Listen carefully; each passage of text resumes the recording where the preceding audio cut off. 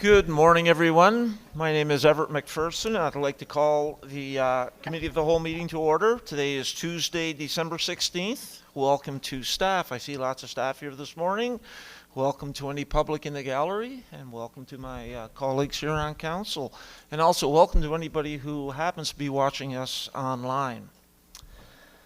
I would declare all members of council present except Mayor Dave Corkum, who sends his regrets and really would love to be here this morning, in particular given that there will be special presentations to staff. Could I please have a motion to excuse Mayor Corkum in his absence, please? Moved by Councillor Allen and seconded by Councillor Peckford. And I guess we vote on that in the normal fashion.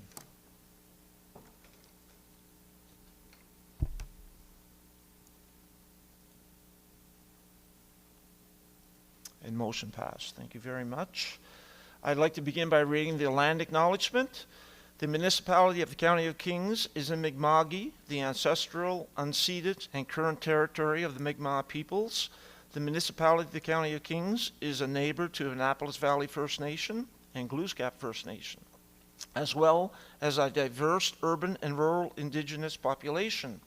We are all treaty people and commit to upholding the peace and friendship treaties and working towards reconciliations in all areas of the municipality.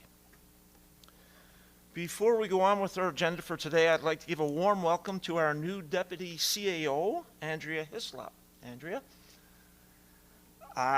Andrea joined the municipality just yesterday. Andrea holds a BA with a major in finance from Acadia University. She brings extensive experience in municipal administration, having served as Manager of Finance and Programs for the Association of Municipal Administrators of Nova Scotia, AMANS, and most recently as a municipal advisor with the Nova Scotia Department of Municipal Affairs. Andrea has led significant policy initiatives for the province, including the development and implementation of the Code of Conduct for municipal elected officials. Please join me in welcoming Andrea to the municipality of the County of Kings. Welcome, Andrea.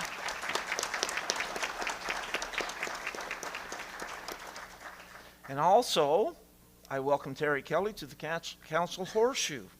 As you know, Terry joined the municipality as an in-house solicitor in October, and going forward, will sit beside the chair during the Committee of the Whole and council meetings. Happy to have you as my neighbor, Terry. Happy to be here. Good to have a solicitor sitting right next to you. Keep you out of trouble, right?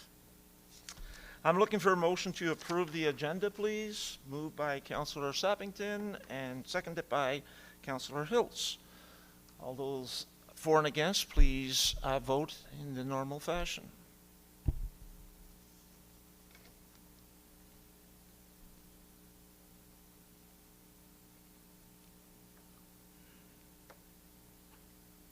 Motion passed. Thank you very much. Are there any councillors who wish to declare a conflict of interest related to any items on the agenda? Seeing none, thank you very much.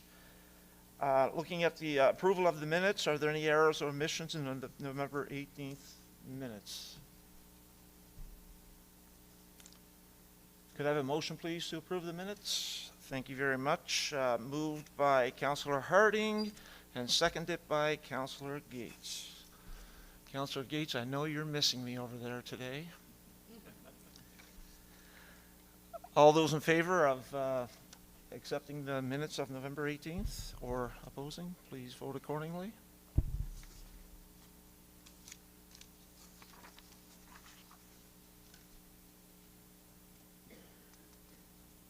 Motion passed. Thank you very much. Any business arising from the minutes of November 18th? Seeing none, now we get to the exciting part of the meeting. I'd like to call upon Kathy Nichols, Manager of Human Resources, please to come forward for some very exciting and important presentations. Are you going to do it from there, Kathy? Okay, thank you.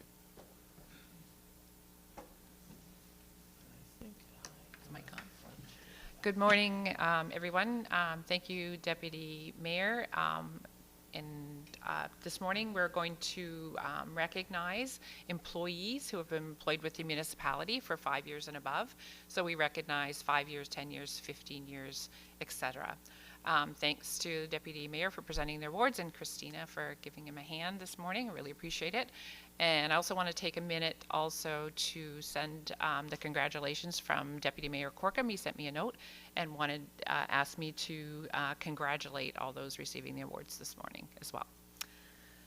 So this morning we're going to start with our 5-year awards. And our first recipient is Lorianne Clark, and we've asked staff to say kind words about the person that's getting the reward. So as Lorianne's coming up to get the award, I will say some nice kind words that your colleagues said about you. So Lorianne is thoughtful and loves to laugh. She has a sharp sense of humor and quiet kindness. She's organized and still finds time to coordinate matching outfits for awkward photo shoots. She's willing to jump into anything. She's funny, dedicated, productive, determined, driven, and outgoing. Congratulations, Lorianne.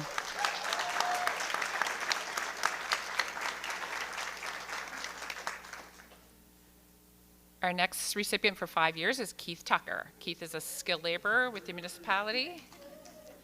Keith is described as dependable, an asset to the municipality, friendly, smiling, helpful, willing to help whenever asked. And the last comment, he wins too often at washer toss. So not sure if that was meant as a positive or negative, but congratulations, Keith. Now we'll move on to our 10 years of service.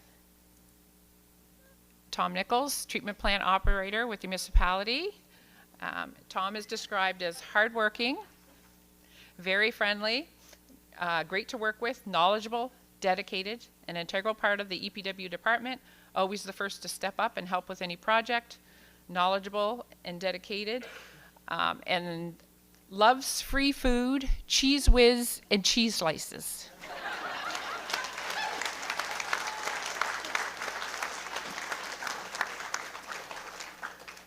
Our next recipient for 10 years of service is Katrina Roofs. She's not present today, but I will read the words that her colleagues put forward for her. So Katrina is amazing. She's a miracle worker, sharp, dedicated, kind, persistent, great sense of humor, solid and personable part of the finance team, knowledgeable and efficient, and a fantastic teacher, mentor, and an Excel wizard. So congratulations to Katrina.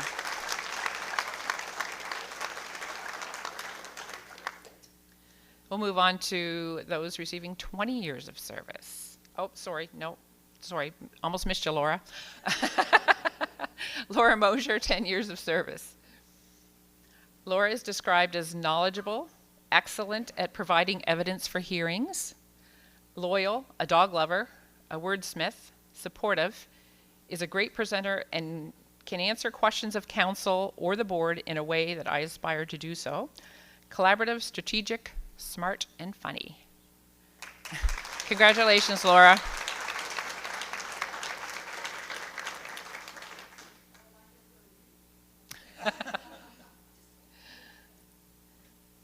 Now we'll move ahead to the 20 years of service. Our next recipient is Brian Bain, our support specialist with IT.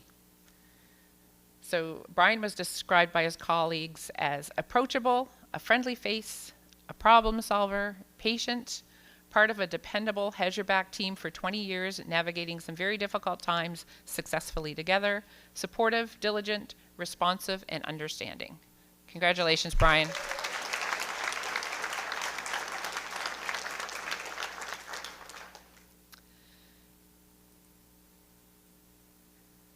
Now, believe it or not, we have somebody with 30 years of service. Congratulations to Paula Delory, our tax clerk. 30 years of service.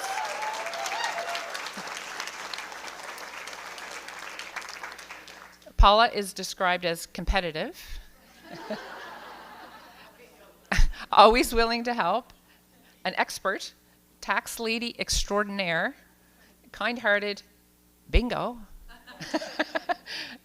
unmitigated and crafty, detail-oriented and responsive, friendly, quick-witted, and that's a repetitive, so that's it. Thanks. Thanks, Paul, and congratulations. And now we'll move on to our last award. Hard to believe someone's topping 30, but we have, congratulations to Trish Javik, our Director of Planning and Inspection Services, 35 years of service.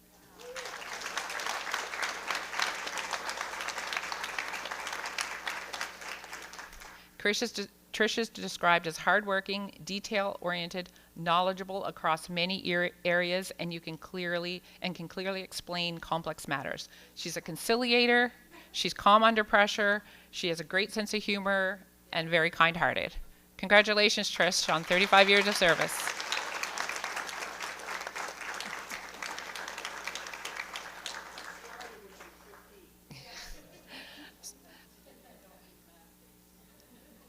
So all those that received awards, if they could gather in the back, and Ashley will take a group picture, that would be great.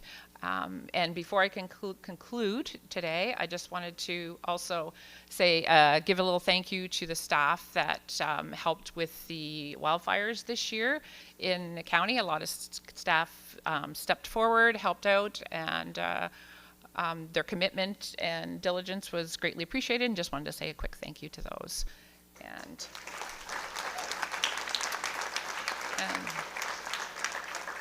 just want to wish everybody a happy and healthy holiday season and wish you all the best in the new year. Thank you.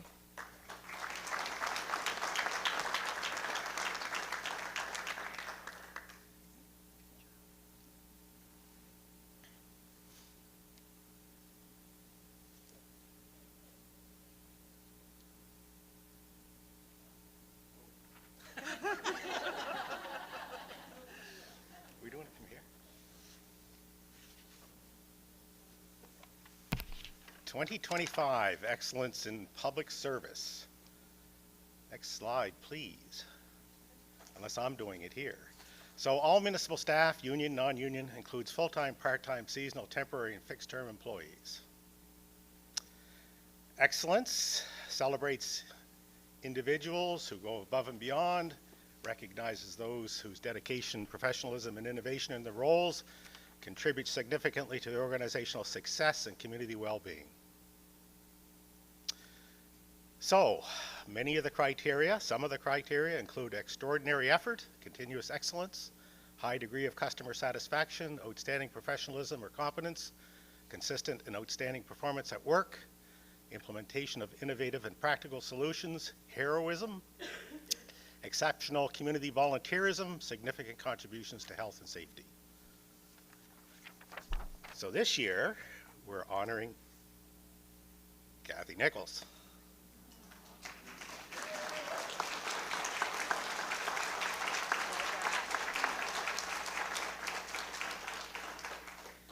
So, a little bit about Kathy's work life. Kathy started with the municipality in 2007. We can stick to this one for a little bit.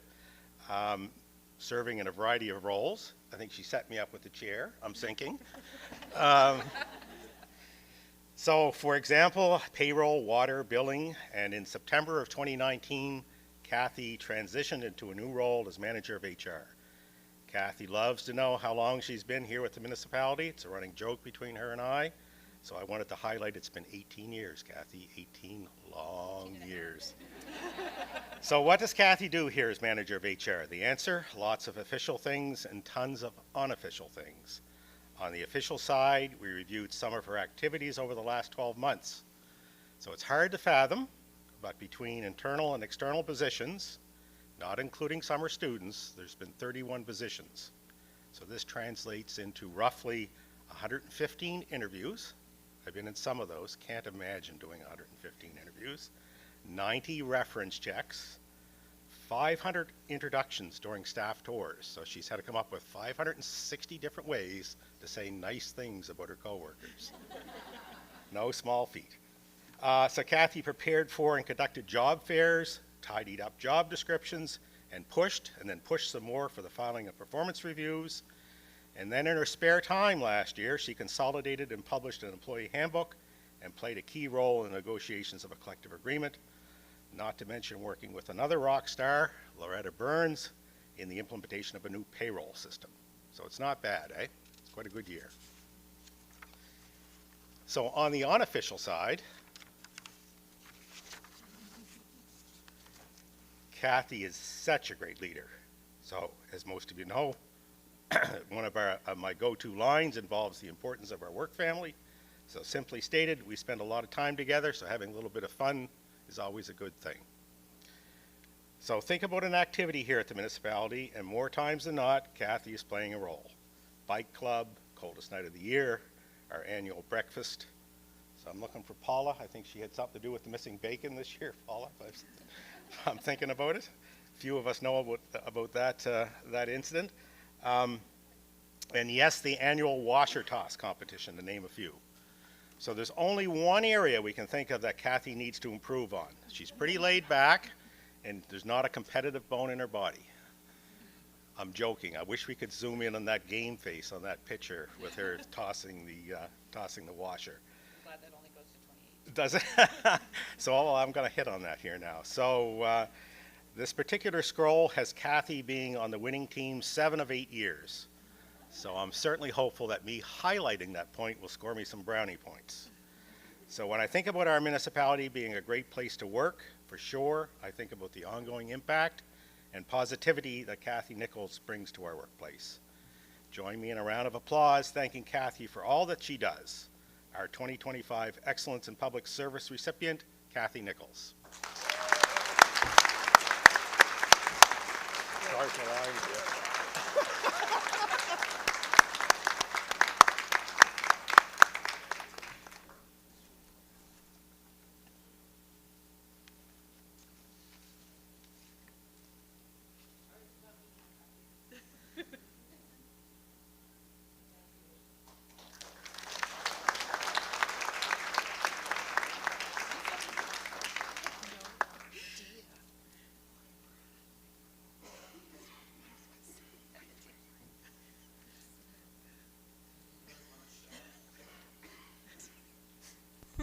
There we go. Thank you very much for that. That was a lot of fun. I'd like to acknowledge Kathy. Thank you very much, Kathy, for everything that you do in your professional manner here within the municipality. It's recognized and very much appreciated. Also, all of the other recipients of the awards here today, congratulations and thank you. And to all staff in general for the work that you do. And I know Mayor Dave Corkum did reach out to Kathy to make sure that his gratitude was expressed, and he did to me as well.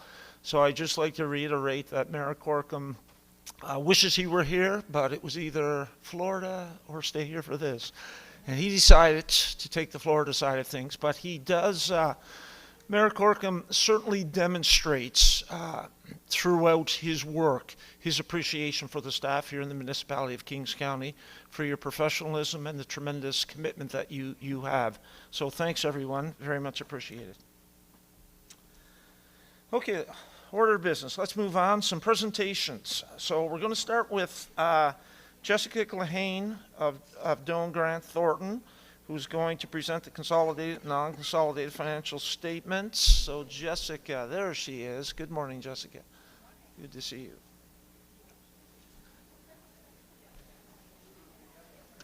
Not sure how I should feel about the max exodus right now, but teasing.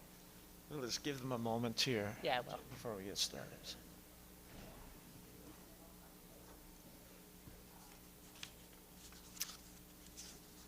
Okay.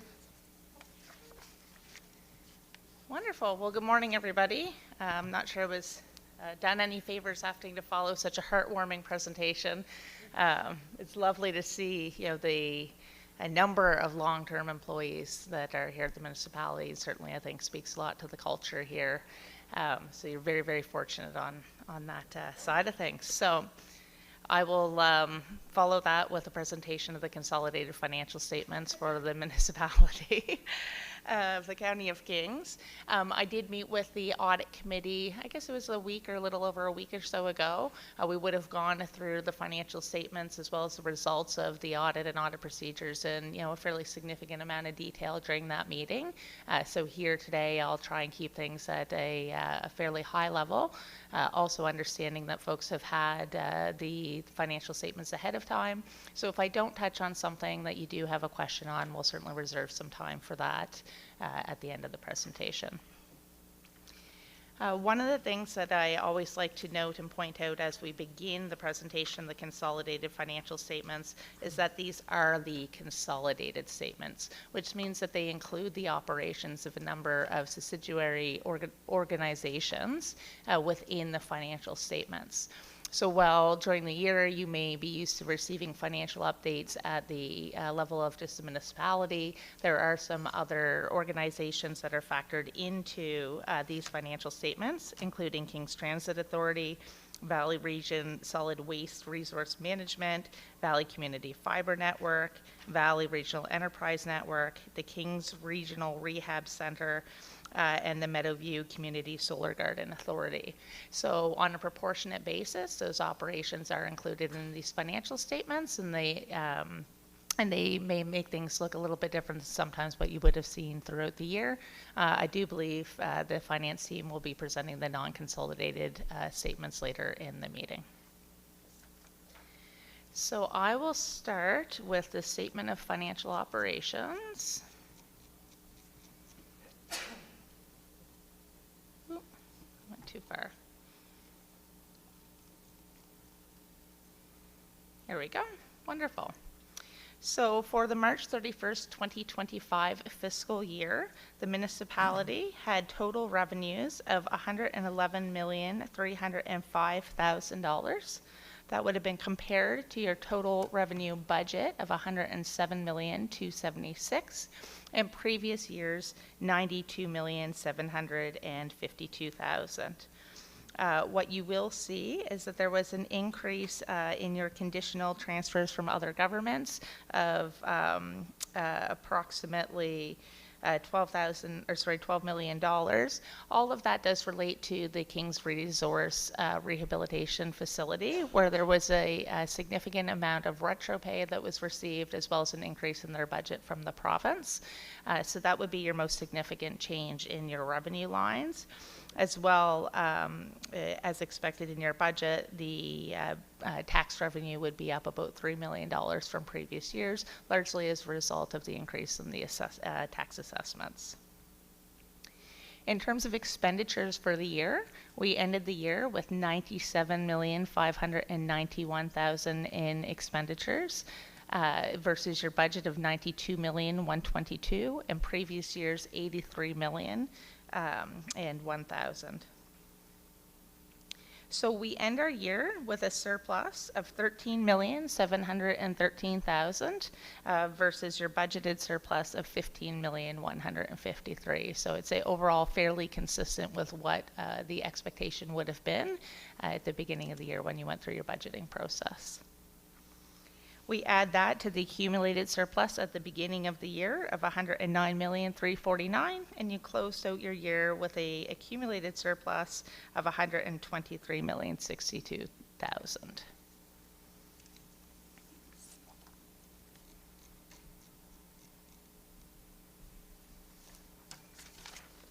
Right, so moving on now to the Consolidated Statement of Financial Position. So there are total financial assets as at March 31st, 2025 of $92,722,000.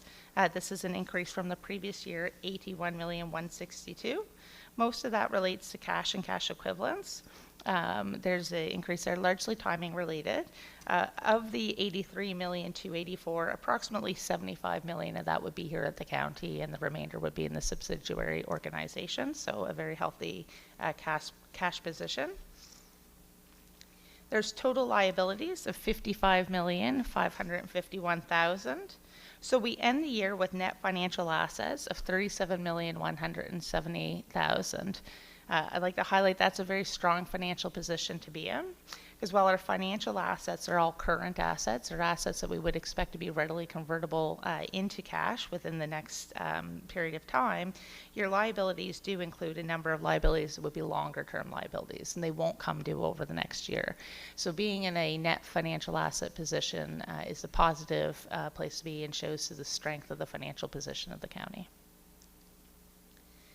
Our non-financial assets, which is largely our tangible capital assets, so buildings, roads, and other types of equipment, $85,892,000 at the end of the year, which then balances out your statement of financial position with the surplus that we would have seen on the previous page of $123,062,000.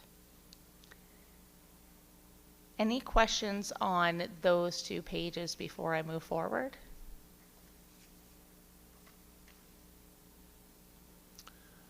Seeing none. Jessica? Okay, perfect. So the next page here is the change in our net financial assets. So this is largely a reconciliation of what we would have just seen on the previous page in terms of those financial assets we just discussed. We start the year with our annual surplus of $13,713,000. We account for the acquisition of tangible capital assets, which was about $9.5 million this year. We take into account the tangible capital asset amortization, as well as some proceeds from some sales and dispositions, and some changes in your prepaid expenses and inventory. So we had a positive change in our net financial assets of $8,827,000 during the year, which we add to the net financial assets at the beginning of the year of the $28,343,000, closing out with the $37,170,000 that we would have seen on the statement of financial position. One of the things I will note there, just as I expect there could be a question on it, is the change, the variance in the budget from the tangible capital assets, what was anticipated to be spent versus what was. And really this is largely a timing difference related to a number of projects, particularly in kind of the sewer and water area that are ongoing in the 2026 fiscal.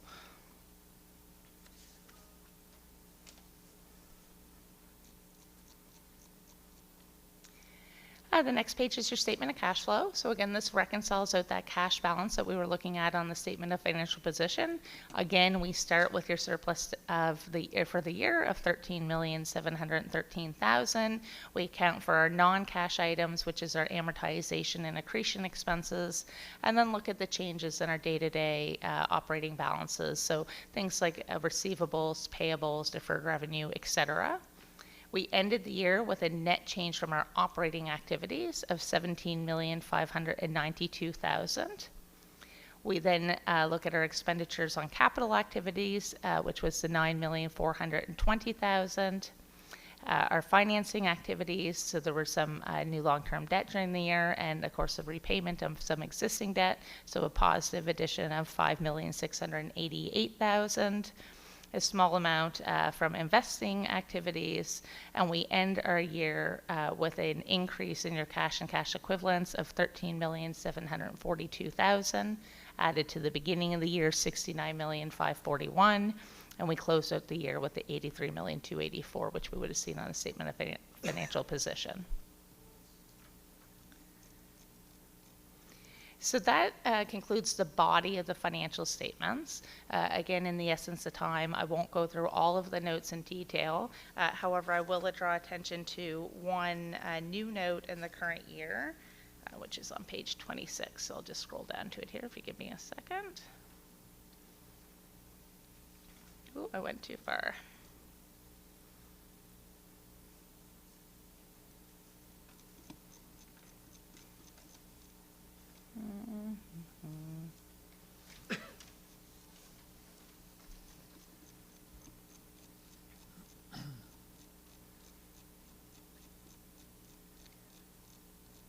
Here we go. So in the current year, we did include a subsequent event note in the financial statements related to the King's Rehabilitation Center. So as I noted at the beginning of the presentation, this is one of the subsidiary organizations that's included in your consolidated financial statements. However, subsequent to year end on April 1st of 2025, there was some restructuring that occurred with that organization, and a new society was formed.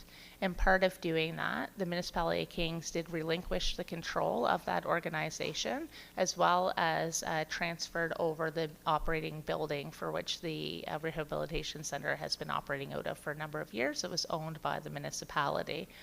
So we worked with the team in terms of reviewing this transaction and have concluded on that basis. So what you will see in your next year financial statements is a fairly significant change in the presentation, because that facility will no longer be included in your consolidated financial statements, and the operations of which are fairly significant. So they are outlined in this note here to show what the impact would have been in your 2025 fiscal year should they be removed, to give you an idea of what you would expect to see in future periods.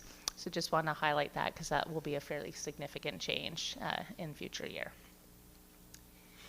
So outside of that, on the financial statements, our audit did result in a what I would call an unqualified audit report. So that's the type of audit report you would expect to receive.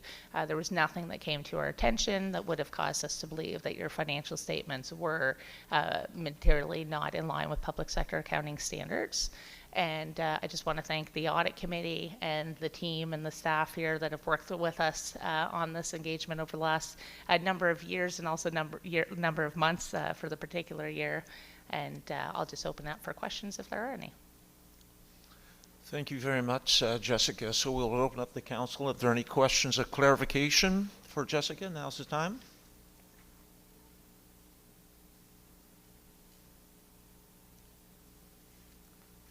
And I'm not seeing any. Oh, I am. So, okay, thank you very much. So, Councillor Gates.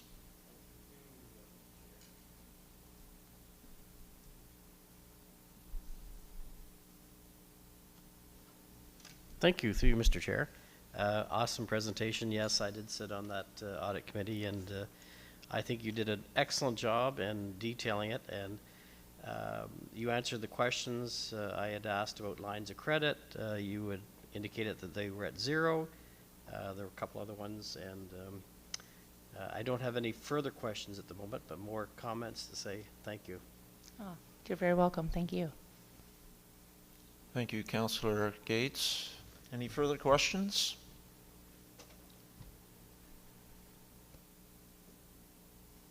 Seeing none, I will call for someone to move the motion for acceptance of the presentation, and Councillor Sappington, and seconded by Councillor Gates. Thank you very much. All, please vote in the normal fashion, for or against.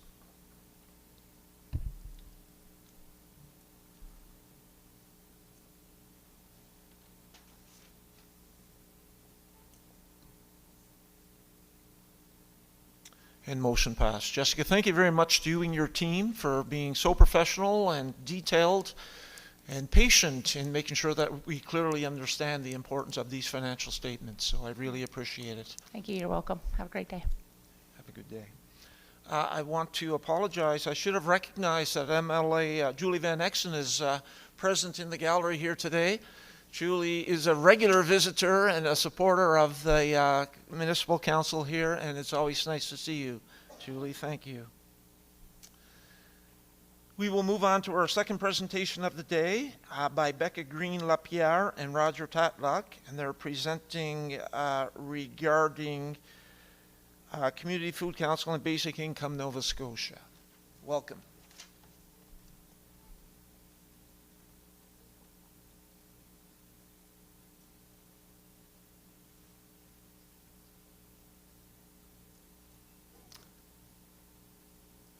You're by yourself today, Becca? No, Roger?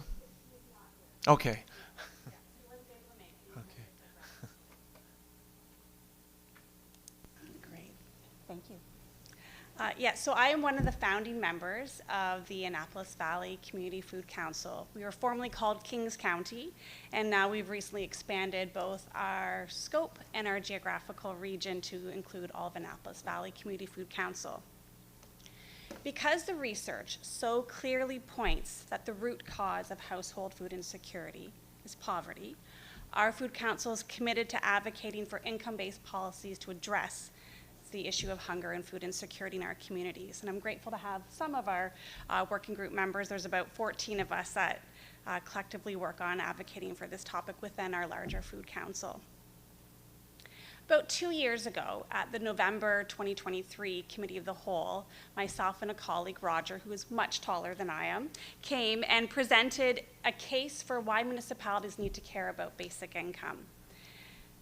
We pointed out that the feds have the money, the province has the jurisdiction, but it's us, it's the municipalities that often deal with the problems of food insecurity and hunger and homelessness and poverty every day.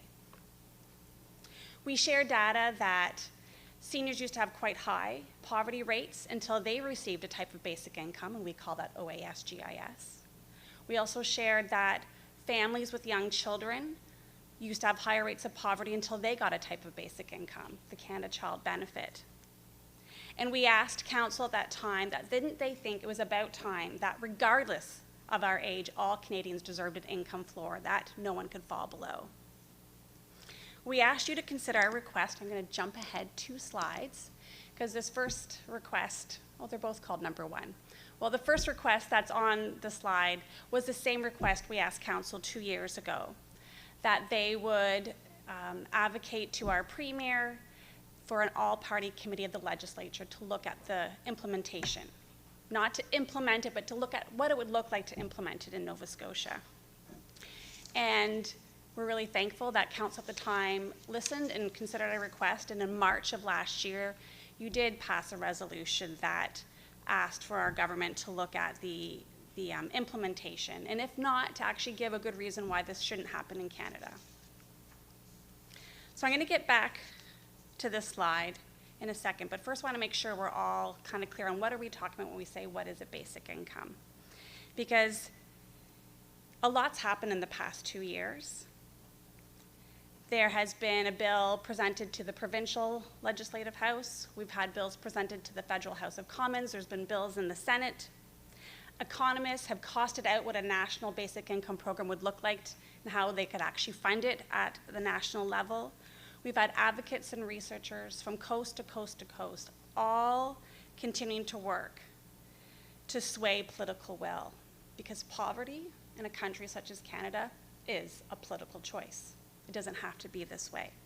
So I'm here on behalf of our Food Council, on behalf of Basic Income Nova Scotia, to ask you, our municipal leaders, to keep on advocating to our provincial and to our federal political leaders to look for the implementation of an all-party committee of the legislature, and I'm really glad we have an MLA in the room who can also hear this, that we do need to look at what would it look like to design a basic income for Nova Scotians, for Canada.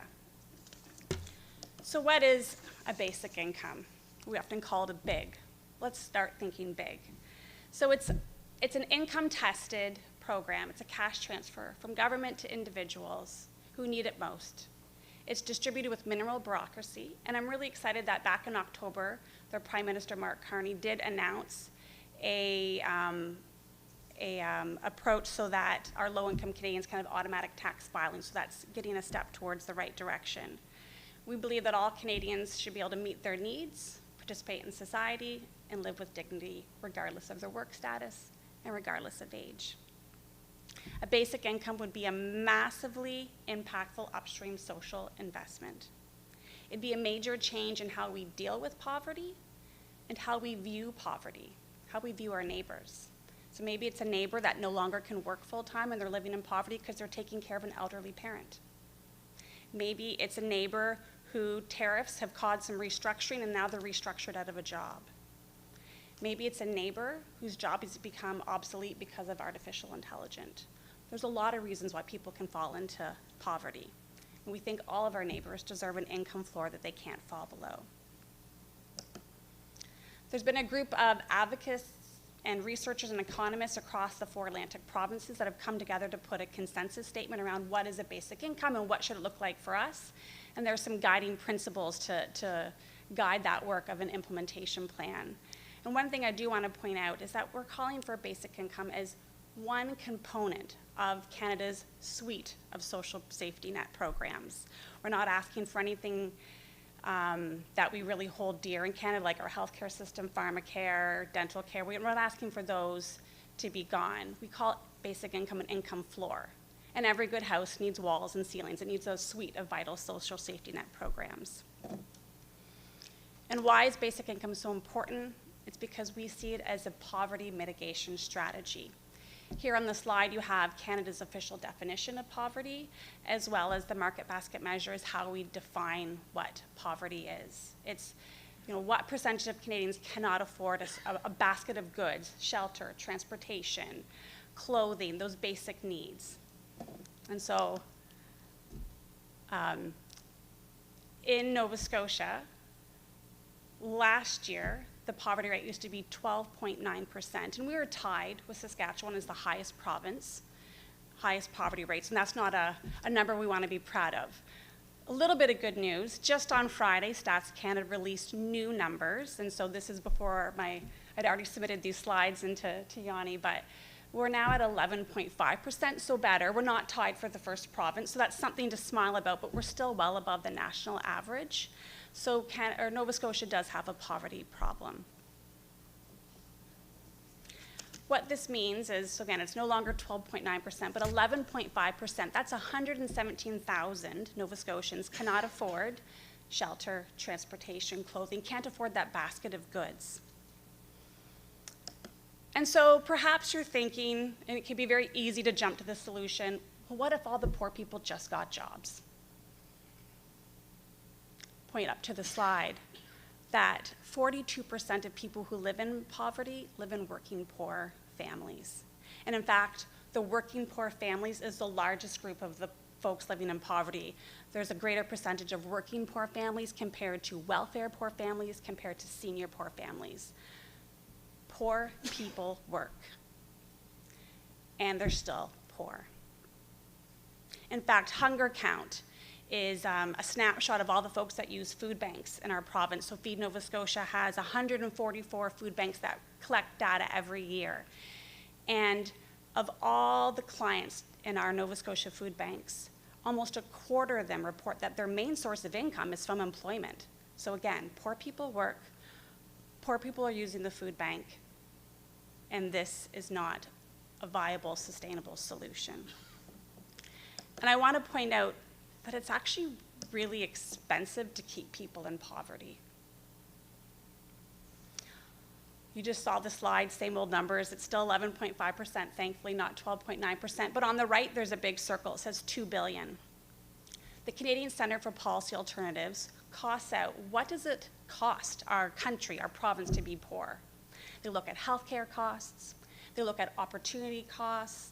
They look at generational costs of poverty. And they estimate, and not just them, other academics out of UBC are doing this work, between 80 to 92 billion a year at the national level every year that we're spending on poverty, and this 2 billion is what they estimate to be Nova Scotia's cost of poverty. Poor people cost a disproportionate amount of money. They access healthcare more often, they use criminal justice services more often, they contribute less to taxes. It costs us to have poverty in Nova Scotia.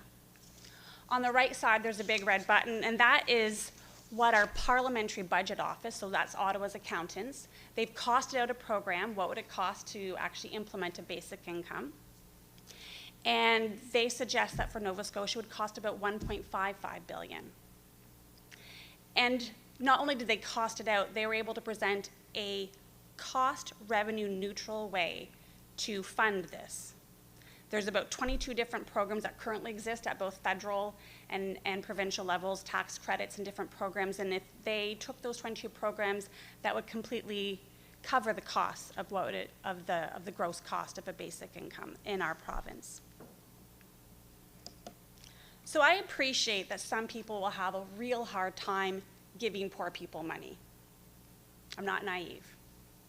But I need to remind you that it costs us to keep people poor. It is expensive. Poverty is a policy choice, and it's an expensive choice. I was listening to a meeting with our Deputy Minister, Craig Beaton, of the Opportunities and Social Development. That's what we call Department of Community Services now. And he was just giving a presentation on the 2nd of December. And he shared that his budget increased by 44%. He shared that his budget for supportive housing alone has increased by 170%. And I live in Kentville. I know that supportive housing is a hot topic right now. His entire budget for homelessness initiatives, so that's the province, Department of Opportunities and Social Development, their budget for homelessness initiatives alone, he shared has increased by 1,300%. That's just looking at homelessness. And here on the slide, you'll see that second point, is that folks that are unhoused cost our healthcare system 6 times the amount as us. I'm assuming we're all housed here. It's expensive to have homeless folks, and it's expensive to have people in poverty. The first slide shows us that if you are severely food insecure, and over 8% of our neighbors here in Nova Scotia are severely food insecure, they cost our healthcare system twice as much. And then there's the infamous prison or poverty to prison pipeline. There are more folks that are low income in our prisons, and there has been clear research to suggest that poverty, you're more likely to be a part of the criminal justice system, the poverty to prison pipeline. And again, it costs money to keep people in our provincial and our federal jails. Perhaps you're thinking, this is completely out of my jurisdiction. We're just the municipal government, this is not us. But I want to remind you that poverty impacts our communities, and the cost of poverty, they're downloaded to our municipalities. And so that's why we think it's really important to be asking you to advocate for evidence-based, income-based solutions to actually address the root cause of food insecurity, the root cause of homelessness, to really address poverty.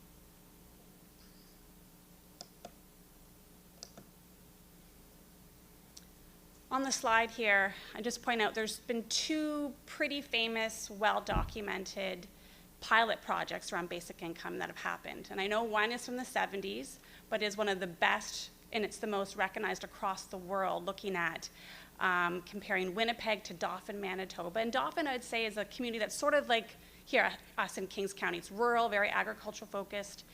And they compared where every single person who was low income had the ability to access a basic income compared to Winnipeg, and they found improved rates of physical and mental health, less hospital visits, less physician visits, reduced crime, reduced gender-based violence. I don't have all of the things on this slide. A lot of really positive things that impact us at the community level as well as the provincial level.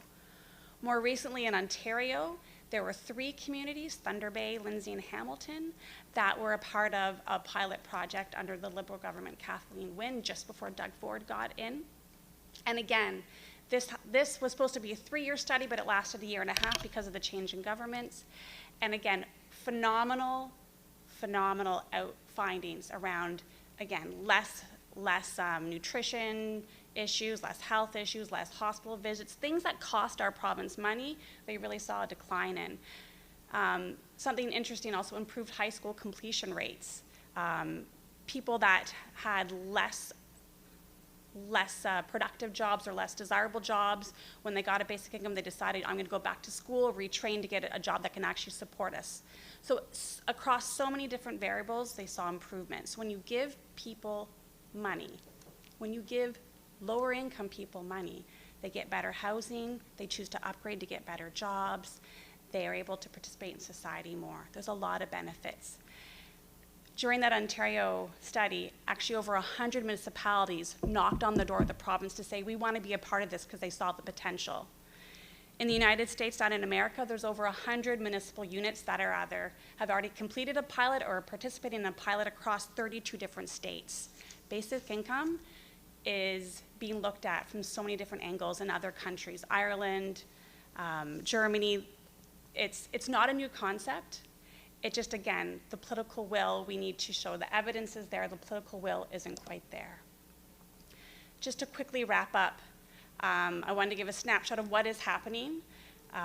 In the Senate, there's a bill, Senator Kim Pate, she's from Ontario. She has put forward a bill looking at, again, asking us, our government, to look at a framework for guaranteed livable basic income. The province of PEI has an all-party committee, and they're in talks with the federal government, and we need to keep on letting our federal government know that we want this to happen. PEI is ready to implement it and see what it looks like at their small province to figure out all those nuances and logistics, administrative details. Newfoundland also has an all-party committee. In Nova Scotia, the Honourable Ian Rankin proposed a private members bill. It was discussed at the Standing Committee on Community Services earlier this month. The Nova Scotia Federation of Municipalities, earlier this year, they voted to make the concept of basic income one of their advocacy topics, realizing that the municipalities do bear the brunt of poverty. And I mentioned we have a consensus statement where members and leaders across our 4 Atlantic provinces have agreed what is the basic income we're calling for and what are the principles to guide how it could be implemented. This is my cute little heart map. There's 20 municipalities right now that have passed resolutions in support of BIG. And what that means is over 80% of Nova Scotians are represented by municipal leaders that are in support of concept of basic income, the concept of really looking at how poverty is dealt with and how it could be drastically improved. And so again, I will present our ask to council. I know that you did something a year and a half ago. Our food council met with the Honourable John Lohr in the summer when he was still the Minister of Municipal Housing, and he wasn't aware of all this municipal support. He wasn't aware that 20 municipalities had passed resolutions and had wrote letters, and some municipalities have got feedback or a response from the province, and many have not. And so we don't think our municipalities should be ignored. We think that you are an important voice, and so we're asking you to again engage with our provincial and federal leaders, saying that something needs to change. And what we're asking for is the establishment of an all-party committee. Maybe there'll be a better way. Maybe there's a more complete way than what PEI has costed or what the Parliamentary Budget Office in Ottawa has costed. And that's the lovely thing about democracy. We get to figure out what's going to work best for Nova Scotians, but we think it deserves a really good look. We know that right now, poverty is very much present. It's visible. It's also invisible. There's a lot of ways we're not seeing poverty show up in our homeless counts and our food bank use. And again, in a province where we have, abundance of food, where we have a commonwealth, we would like to see all of our Canadians not fall below an income floor and live in poverty. So I thank you for your time, and I welcome any questions or comments. Thank you very much, Ms. Green-Lapierre, for a very interesting and informative presentation. Very much appreciated. I'll now open the floor to any council members who have any questions of clarity. And we will go to Councillor Sappington. Becca, thank you. Thank you for advocating for our community. I just wanted to say that I was recently at a farm to food conference, and they were talking about, especially in this day and age during the holidays, how if each of us just spent $20 a month supporting our local farm markets, how that could revitalize our economy. And so I think that was kind of something that maybe you could explain more about how basic income guarantee would also perhaps help with local farm markets and businesses, and it would revitalize an economy, and so therefore it isn't just about the individual in poverty. That's a good question. So what we know is that when the Canada Child Benefit came into place, for every dollar the government spent, they saw about almost a double return on investment. There was also a study in BC where they gave low-income folks that were experiencing homelessness, they gave them a cash transfer, and they tracked how they spent that money, and they saw that they actually spent money on our local stores. And so there's some good research with an organization called Universal Basic Income Network, which is a Canadian organization that really studies the financial impact and how to look at basic income as like an economic infrastructure, just like we talk about like paving roads or building solar farms. Like if we actually look at these types of social programs as economic infrastructure, that when you give folks money, they do spend it locally and it does boost the economy. Specifically to the farm market, I think I was at the same conference as you. And from what I understand, he was talking about a program called Nourishing Communities, where they give lower income, or they give organizations that support lower income folks, like for example, the VCLA in Kentville, some of our family resource centers, they give them market bucks. And then that builds a loyalty to purchasing local food. It builds a relationship, and it's not just about the financial transactions, about the building of the community and supporting local, and all of a sudden valuing your local farmer and having those relationships. And so they've studied that. I don't know the numbers off the top of my head in terms of the return on investment for that particular program, but they have looked at a lot of social programs in Canada and looked at the return on investment, and that to look at these types of social programs as economic infrastructure. Does that answer Yeah, super, thank you. Thank you, Councillor Sappington. Very good question. Councillor Lutz?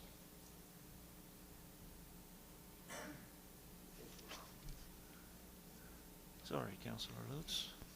There we That's go. okay.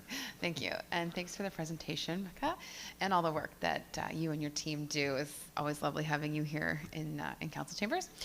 Just a quick question. You noted that a few municipalities have actually received responses from the provincial government regarding letters that they've sent.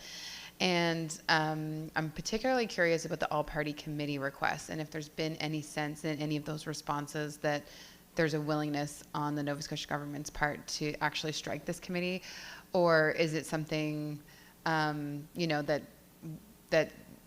organizations can keep asking for, but is likely not going to be enacted by this particular government in its particular form right now? Because we when I was in the Federation of Municipalities, there were certain things we asked for that we basically knew were not ever going to happen. We were told sort of right out of the gate that this government was not interested in having these conversations on the property tax cap and other things. So I was curious if you're getting that sense that it's something that you're sort of asking for and bringing up to have it part of the conversation, or do you think there's an actual reality that this government might move towards striking that committee? It's a very good question.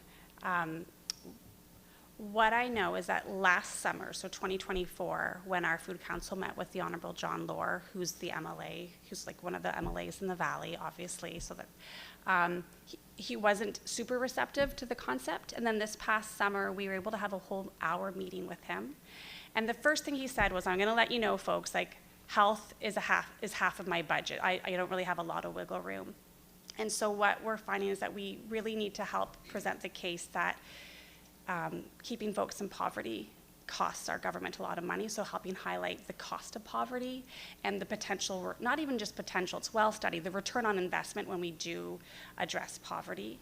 On December 2nd, Deputy Minister Craig Beaton of Opportunities and Social Development, certainly at the Standing Committee on Community Services, gave the impression that our current provincial government is not really looking at this, and they feel pretty confident in their current programs are meeting the needs. And I think part of the issues actually that the Honourable Ian Rankin really pointed it out is that we've got Opportunities in Social Development and they do income assistance, and then we've got a different department that does the heating assistance rebate program, and then we've got a different department that does health, and they're not really willing to look outside their silos, if you don't mind me saying, to see how collectively it could save our entire government money. They're just looking at their individual budgets. And so I will be honest, right now it doesn't look super promising with our strong majority government. But I'm really thankful that we have MLAs at the Standing Committee of Community Services that are won't give up talking about it. And I think all the more, the evidence is there. It's the political will, and that's something that the Deputy Minister flat out said, that politically they're probably just not going to do it. He had read the parliamentary budget report and admitted that they hadn't given a good look at it, and our current government has not really considered what would it look like to implement. And that's unfortunate, but all the more reason why, because the evidence is there that keeping folks in poverty is very expensive, and the evidence is there of, in Manitoba, in Ontario, in 32 other jurisdictions, in Ireland, in Germany. There's been so many basic income studies that have looked so favorably in terms of lifting people out of poverty and having a positive return on investment. I think our government needs to consider it. Thank you for that response. Thanks. Thank you, Councillor Lutz. Councillor Peckford. Thank you for the presentation. I admit I don't know too much about this program, so this is certainly eye-opening for me. In some of the pilot programs that have been run and studies, is there sometimes negative impacts on the amount that an individual may benefit from in terms of loss of other benefits such as housing benefits, child support benefits? Is there a cutoff, and has that been considered when applying these programs, that you might receive $1,000 a month but then lose the support for housing subsidies, heating subsidies, and rebates? So is there a number in mind where that one benefit outweighs the negative impact of loss of another? Because I've heard that before from quite a few people where they'd be afraid to take on extra work out of potential loss of programs that they need to get by, because that extra income doesn't quite meet the demands they would need that the other supplements cover? That's an excellent question, and that is certainly the case in our current income assistance program, where they almost are, there's disincentivized to go to work, to look for a job, because they would lose benefits. And I think that's the beauty of what we're asking for, is we're asking them to study the implementation of a basic income. So what would it look like so that no one is worse off?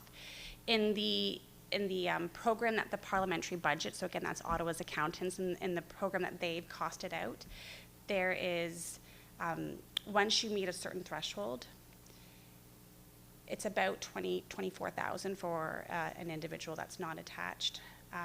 They would be, I hate the word clawback, I know there's a better word for it, but for every dollar you earn, there's a 50%, there's a much better word for that, but anyways, a 50% return. So again, it's not saying don't go to work, but you know, the more you work, and it's a gradual, so that an individual, once they hit around 34,000, they wouldn't receive anything.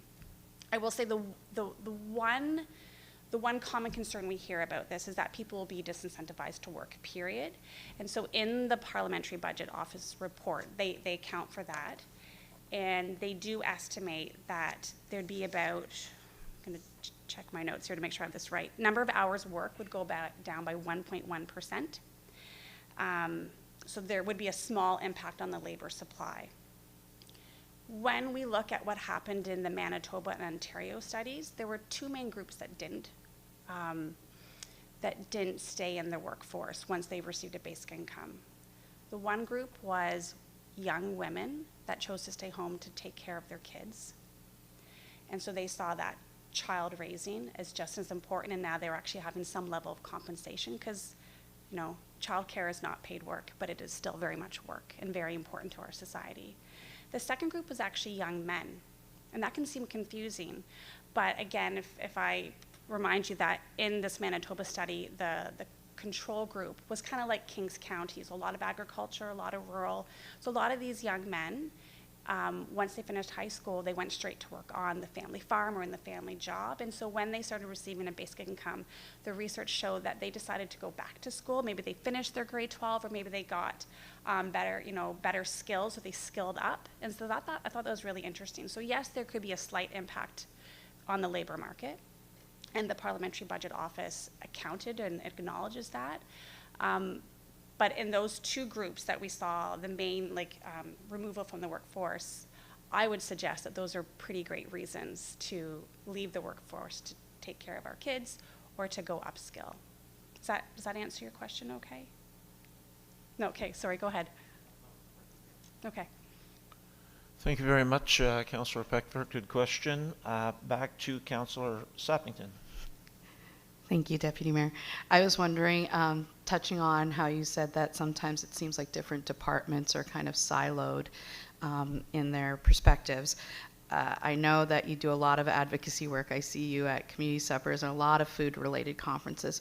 I was wondering if your organization is also going into perhaps breaking the silo and going to other sort of events, like events where people discuss homelessness, so that perhaps you can bring to the floor that perhaps one of the root causes of homelessness is this very situation. Poverty, yeah, that's great comment. One of the fun things about working on a community food council is that because it's a community food council, there are folks in multiple different organizations that come, and sometimes I come to a table and I see, new people, but often there's a lot of folks that work in the social sector, so be it our family resource centers, our Valley Community Learning Association, food banks, volunteers that do food banks and food pantries. And in our particular working group, there's about, there's 14 people on the group. We don't all come to all the meetings. We kind of, divide and conquer and based on what's going on. But we do have some folks that are also a part of Homeless No More. Is that a familiar organization with folks around the Horseshoe? So Homeless No More is a local initiative and folks from the housing sector. So yes, so that cross-pollination of the ideas and of that basic income is not just a food insecurity mitigation solution, but it's a poverty, it's a homelessness. Yes, yeah. Thank you, Councillor Sappington, and we'll move to Councillor Gates. Thank you, through you, Chair. Excellent report, and as a member of the Port Williams Lions Club, I'm on the health and welfare. And around this time of year, you really see a need for families and the need for assistance. And I just wanted to say that it is certainly something that has to be addressed, and how it gets addressed, and who addresses it, who carries it out, but certainly a need, so thank you. Thank you. And I could just add to that, whether it's the Lions Club, the Salvation Army, the Annapolis Valley Frugal Moms, every year the requests are higher and more. And if you think of the cost of food, they just put out Dalhousie just put out a cost of food report for the year, and no surprise, food costs have gone up about 4 to 6% on average. Beef, I don't know if anyone is beef farmers here, but like even higher, right? Like the cost of food is certainly higher.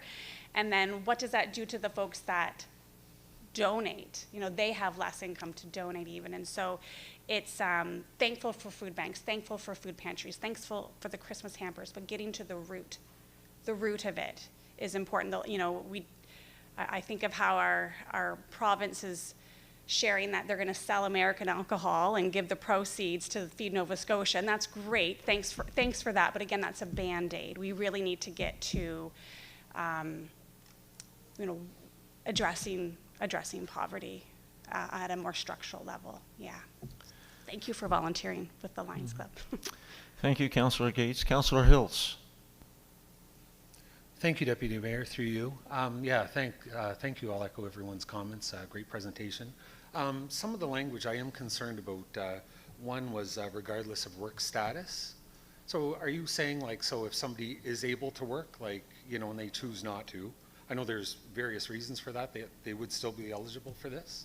Yeah, so it'd be under those guiding principles, it's regardless of work status, because it's recognized that not all work is paid work. We already brought up the childcare idea, so it's an income tested. So just like with our families with young kids who get Canada Child Benefit, if their income is below a certain threshold, they automatically qualify for CCB, for Canada Child Benefit. So the same concept.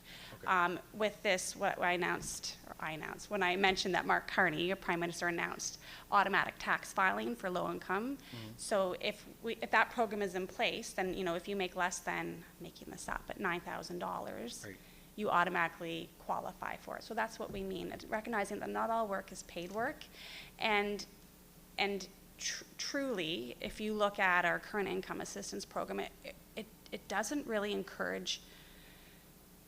It traps people in poverty. And so we have seen, this is the royal we, I'll point out a study in BC.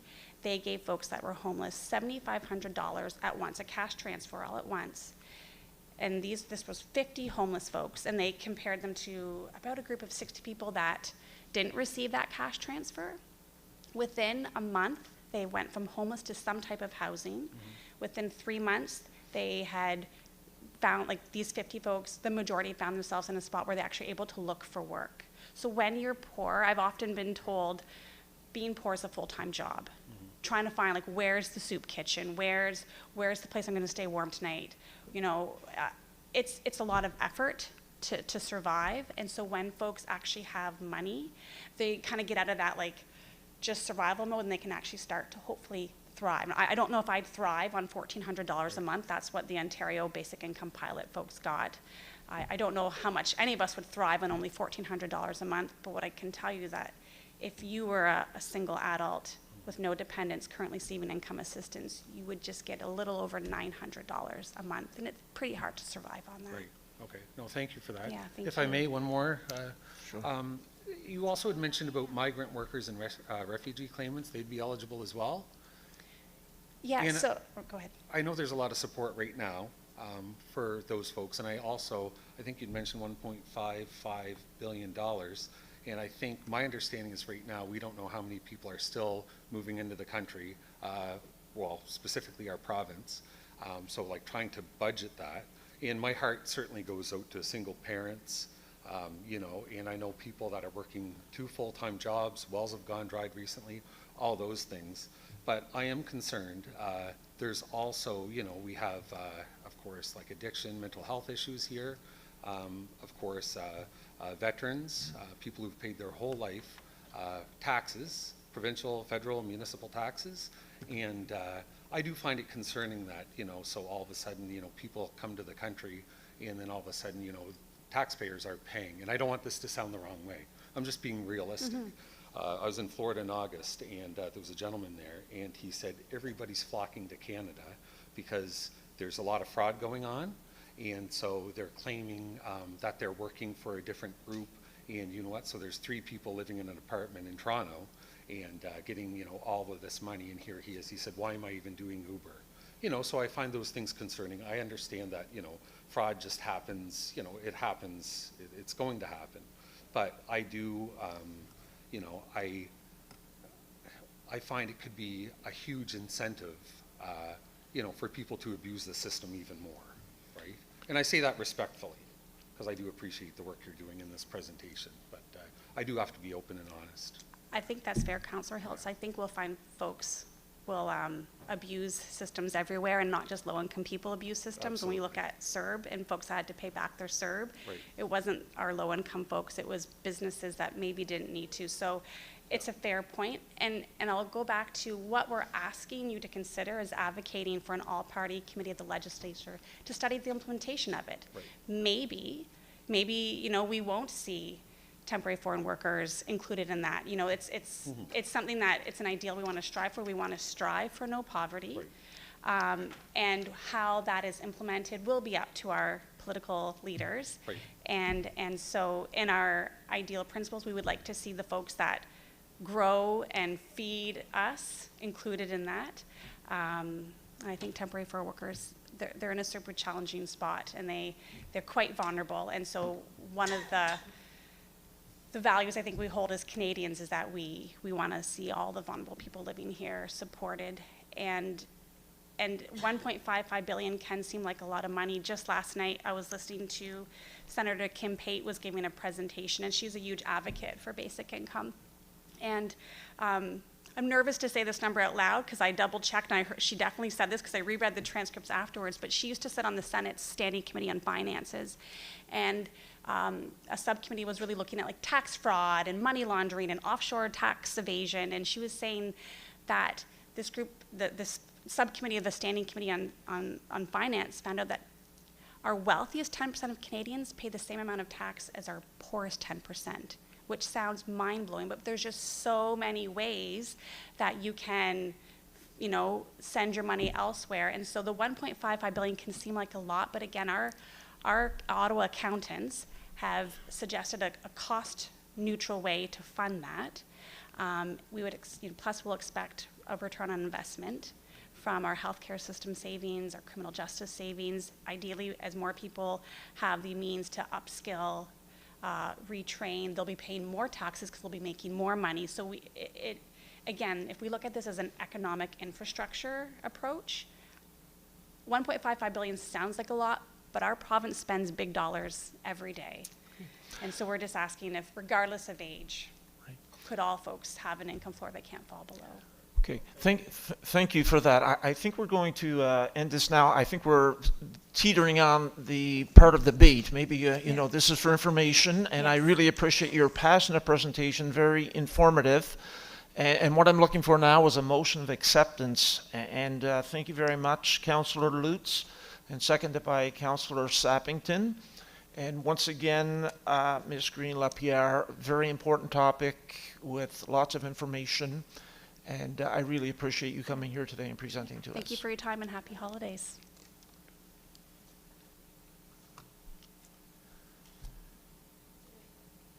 We're going to move on now to number 8, administration, and I'm going to call upon Amy Johnston. Pardon me? Oh, sorry, that's right. Okay, so the motion is that Committee of the Whole receive for information the Annapolis Valley Community Food Council and Basic Income Nova Scotia presentation as provided on December 16th, 2025. And we have a mover and a seconder, and I'll ask you to please vote in the usual fashion.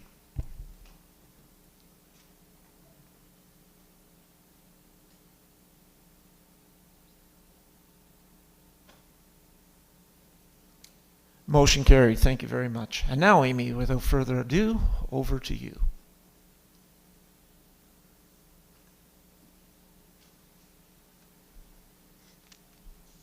You guys usually break before I end up talking, so I was just waiting for that to happen.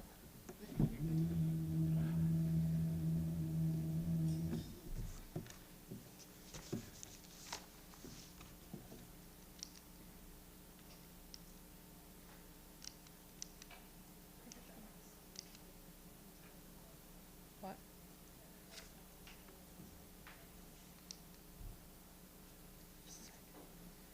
Sorry.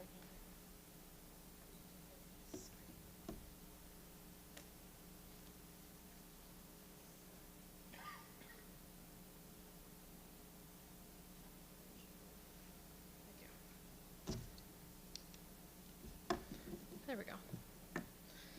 Okay, good morning, everyone. I'm here today to present a potential new funding policy in the form of a request for decision. So this request for decision is in response to a June 17th, 2025 Municipal Council motion requesting a staff report on a potential community or district level grant program. The intent of this RFD in today's presentation is for Committee of the Whole to consider recommending Municipal Council adopt Policy FIN 05029 District Activity Fund. This proposed policy is intended to provide members of Council with a clear, transparent, and efficient way to allocate modest financial support to eligible nonprofit organizations located within or providing a direct benefit to their districts. While the municipality maintains a comprehensive community grants policy, it does not currently include a funding stream that allows Municipal Council to respond to small-scale funding needs from local community groups, including those that may be unregistered but function as not-for-profit organizations. In reviewing practices across the province, staff found that a number of municipalities offer similar district activity fund-based programs. This draft policy reflects those best practices and is designed to address an identified need while ensuring accountability, transparency, and community benefit.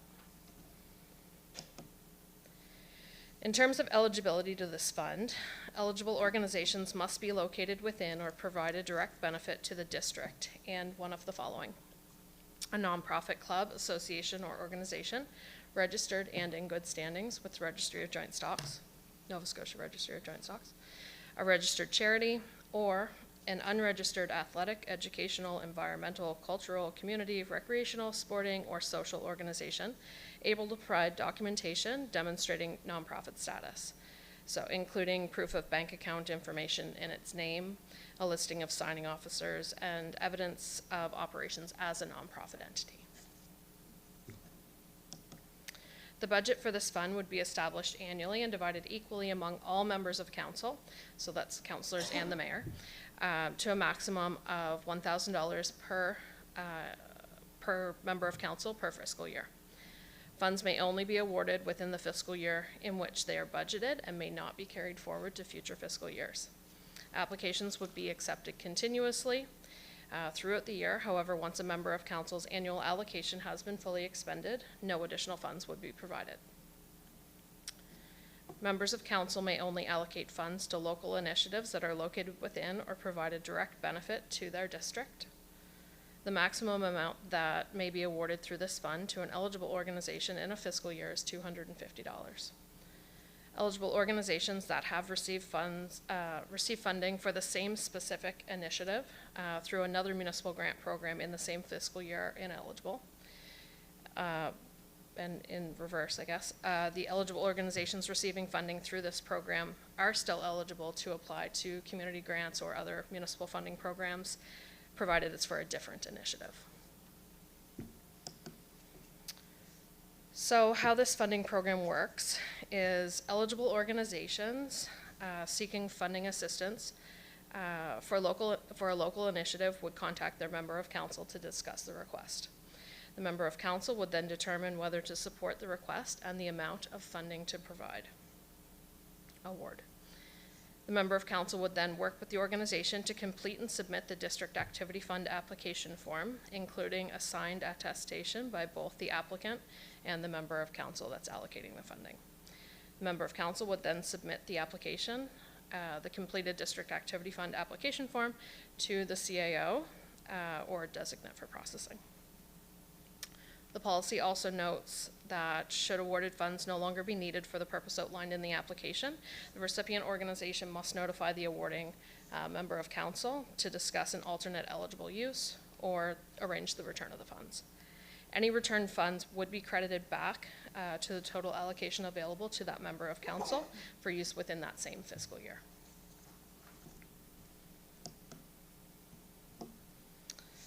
The policy includes an accountability section stating a listing of all organizations funded through the program would be published annually on the municipality's website. Recipients are required to acknowledge the municipality's contribution, and local initiatives funded by this program may be highlighted in municipal reports, newsletters, online platforms to showcase the program and the support provided to the districts. So that information could also be provided to the award recipients through an award letter. The compliance measures in this policy directly support council's strategic plan values of accountability and transparency. Access to district activity funds shall be suspended for any member of council offering as a candidate in a municipal, provincial, or federal election. The policy also clearly defines limitations of the use of these funds. Members of council may not commit the municipality to future funding obligations, undertake any administrative staff responsibilities, personally benefit from any allocation, or act in a manner that conflicts with legislation or council policy. So this all ensures the district activity fund is administered fairly, consistently, and in compliance with the MGA and council's code of conduct. The financial implications of this policy would be established during annual municipal budget process. If adopted, the total program budget would be divided equally among all members of council to a maximum of $1,000 per member of council per fiscal year. Alternatives today include committee may opt to not recommend implementation of the district activity fund, or committee may refer the policy back to the CAO with direction for revisions. In terms of implementation, if adopted, staff will include the new district activity fund in the municipal budget process and begin developing the district activity fund application form to share publicly once the policy is in force. That's it. If you have any questions, I'm happy to take those. Thank you, Amy. So we'll open it up to any questions, beginning with Councillor Gates. Thank you, through you, Mr. Chair. Just a quick question for clarification. Is it these funds that you're proposing and the recommendations, are they to be spent in each district?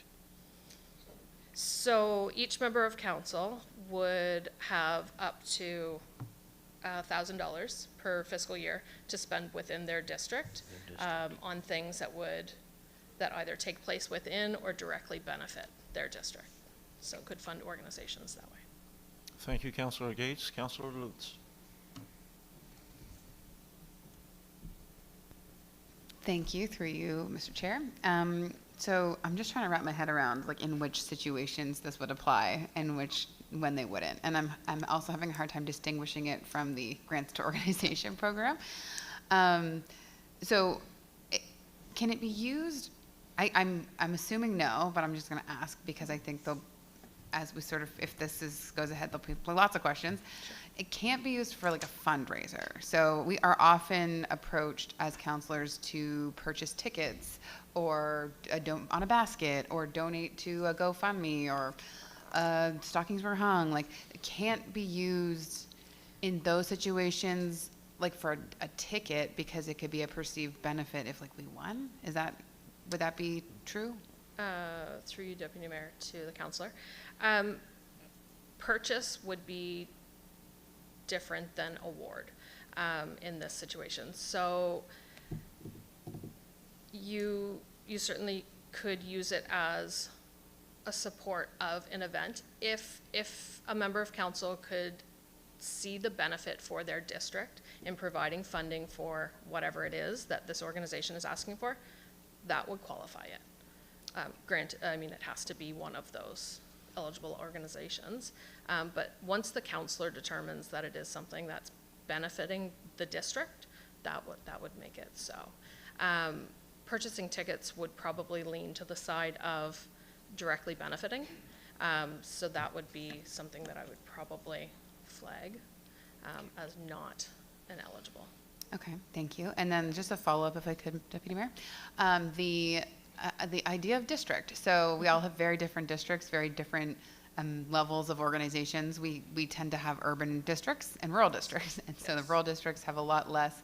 So in terms of benefiting their district, I'm wondering about what benefiting the district, I guess, in what way? So for example, I've had requests for, like, when we eliminated the Youth Travel Assistance Fund, for example, there was a group of people wanting to send someone to go play darts, I think it was, or arm wrestling, one or the other. And they were looking for a contribution to help with that travel, and they were not eligible anymore under the Youth Travel Assistance Program. I don't remember, because it was several years ago, if we could help them or not, but like, would that count? It's an individual within the district, so does that sort of count? Because I'm just foreseeing in my district where there's less, like, there's no headquarters of various organizations, or very rare, I guess. Okay, we'll leave it there. Through you again to the counselor. So first off, individuals aren't eligible for funding. These are organizations, and they have to fit those criteria. So they have, it can be an unregistered organization, so say a Scouts troop that may individually have their own bank account, but they're not actually registered under joint stocks on their own. So maybe they're looking to purchase a tent for their camp out, and they're looking for assistance for something like that. That would qualify, but if it was for the specific individual to participate in that, that wouldn't qualify. Okay?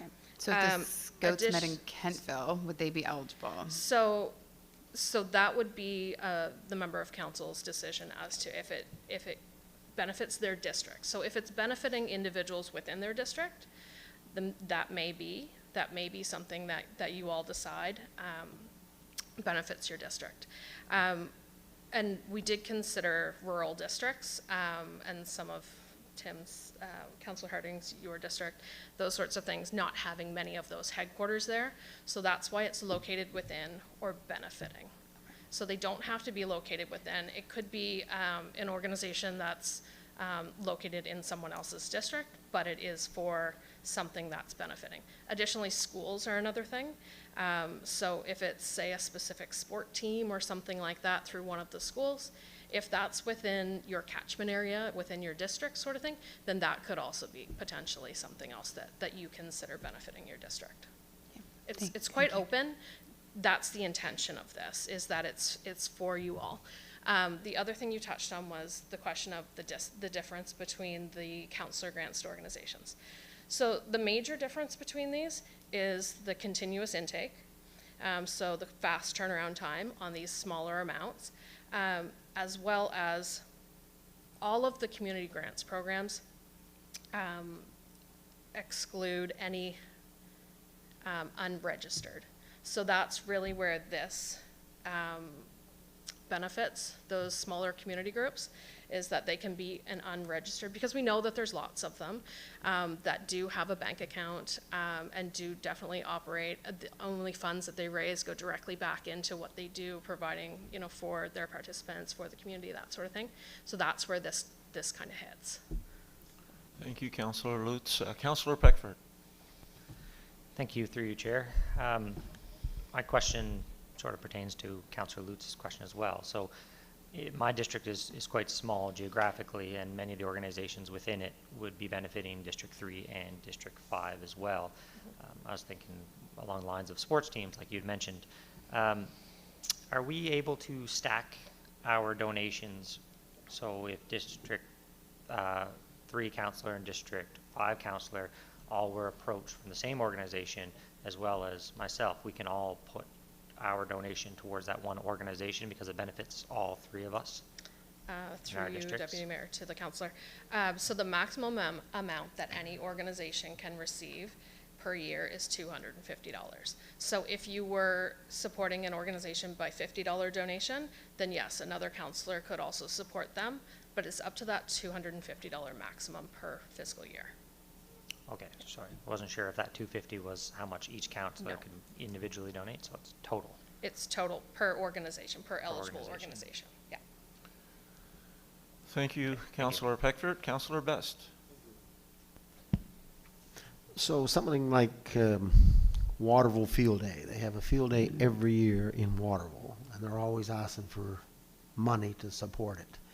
Is that something that this could they could buy something and sell tickets on it to make money for the Waterville District Recreation Facility? Through you to the counselor. Yes, knowing that organization, they would qualify under this as a registered nonprofit. The thing I would highlight would be that it would need to be very specific in what they're applying for, as they generally would come and apply through community festivals and special events every year as well for support for the organization. So we want to make sure that the funding is very clear as to what you're supporting or you would be supporting, and that cannot be part of any funding that they're asking for. So it would have, the cleanest way would be the application that you would be providing funding for through this program would not be called Community Day. It would be for very specific need. Okay. So then they would still be, it wouldn't disqualify them for continuing to apply through Yeah, I mean, the it's community grant. $1,000, and that's not too much. I mean, I don't know about the rest of the council here, but I get asked all the time. CK boys hockey team asked me the other day if I could support their hockey tournament, you know, to put an ad in or buy something. They have silent auction stuff, so I could buy something and they could sell tickets on it and make money for the hockey team. It's an individual team. Yes, through you again, if the member of council deemed that this funding request would support the district in some way, then that would be Perfect.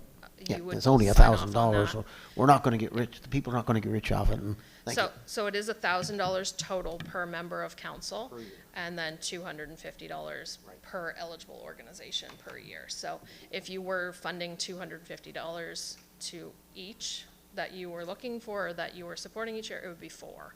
Otherwise, it may be $50 donate or awards here and there, sort of thing. So. Thank you, Councillor Best. Councillor Allen. Thank you, Deputy Mayor, through you to Amy. So if an organization applied for up to $250 and they received it, or would that disqualify them for applying later for the councillor grants to nonprofit organizations?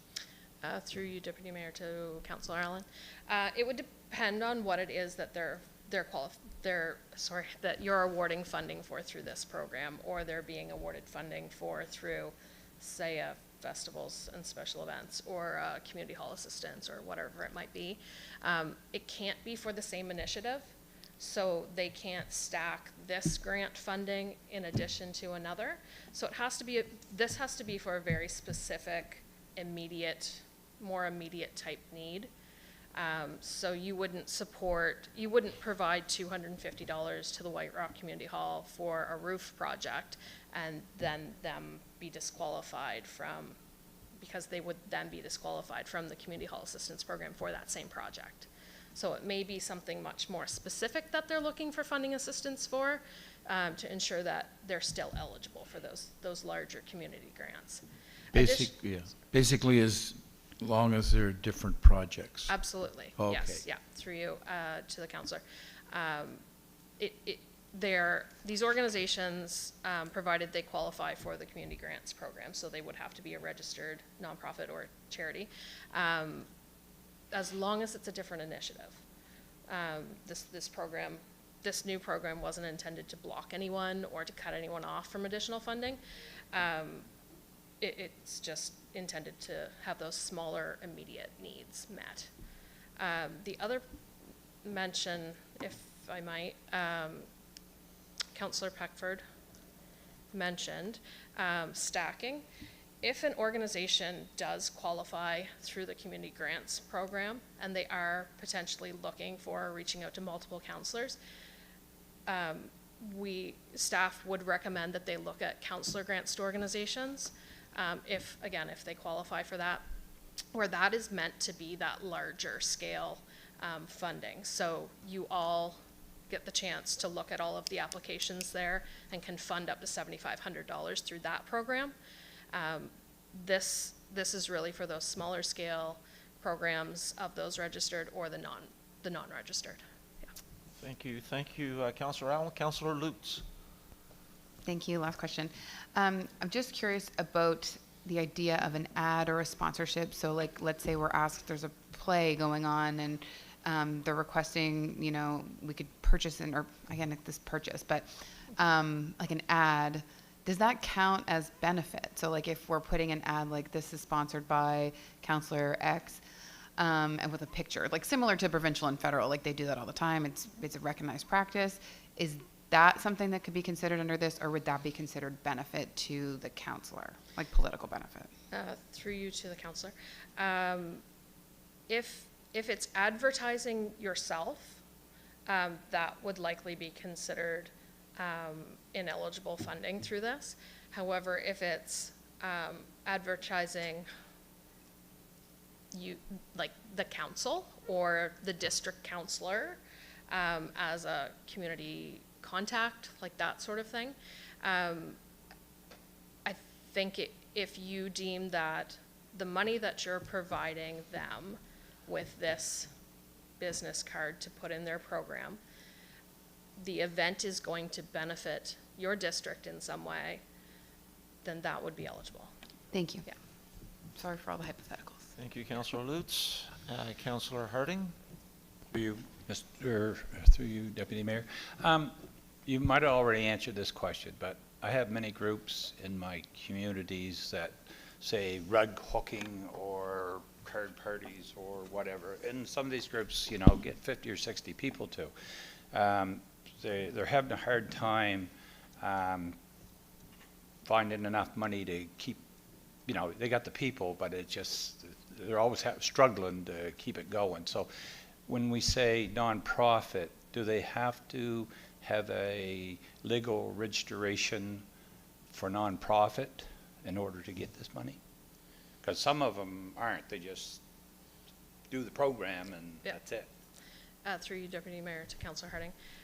No, they don't have to be. They would have to have a bank account in their name, and then be able to provide us a listing of those signing officers. And then maybe they have like meeting minutes or something like that saying, the money in our bank account is being used for more supplies or the rental of the hall or whatever it is. So long as they can show us that there's no profits being generated from this, it's really all being turned back into the organization.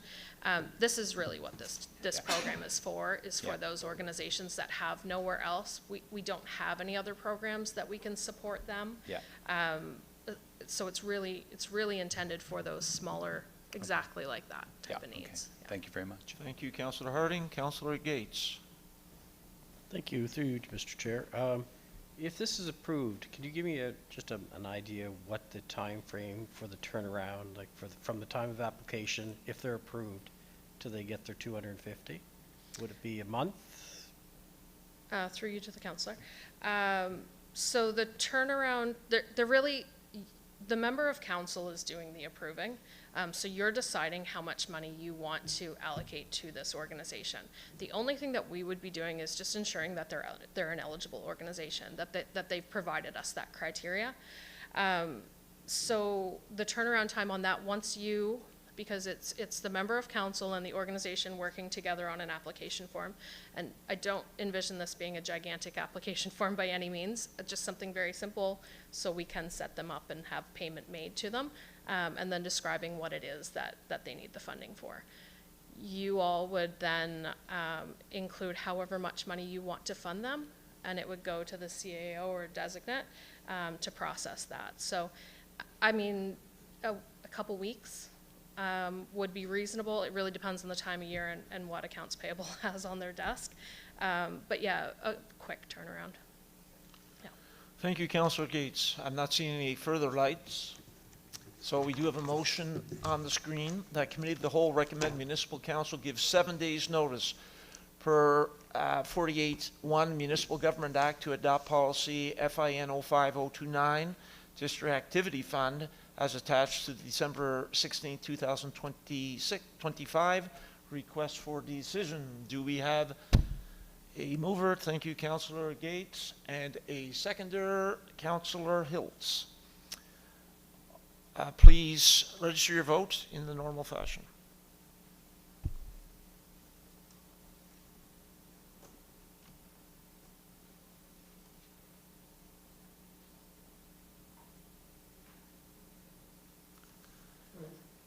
Motion carried. Councillor Harding?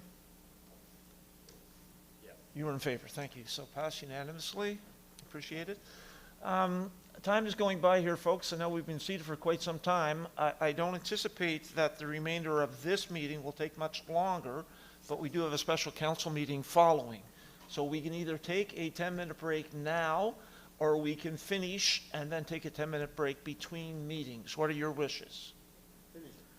I heard a now, and I heard a finish it, but I think I'll go with the now. So we will take a 10-minute break. 10:50, we'll reconvene.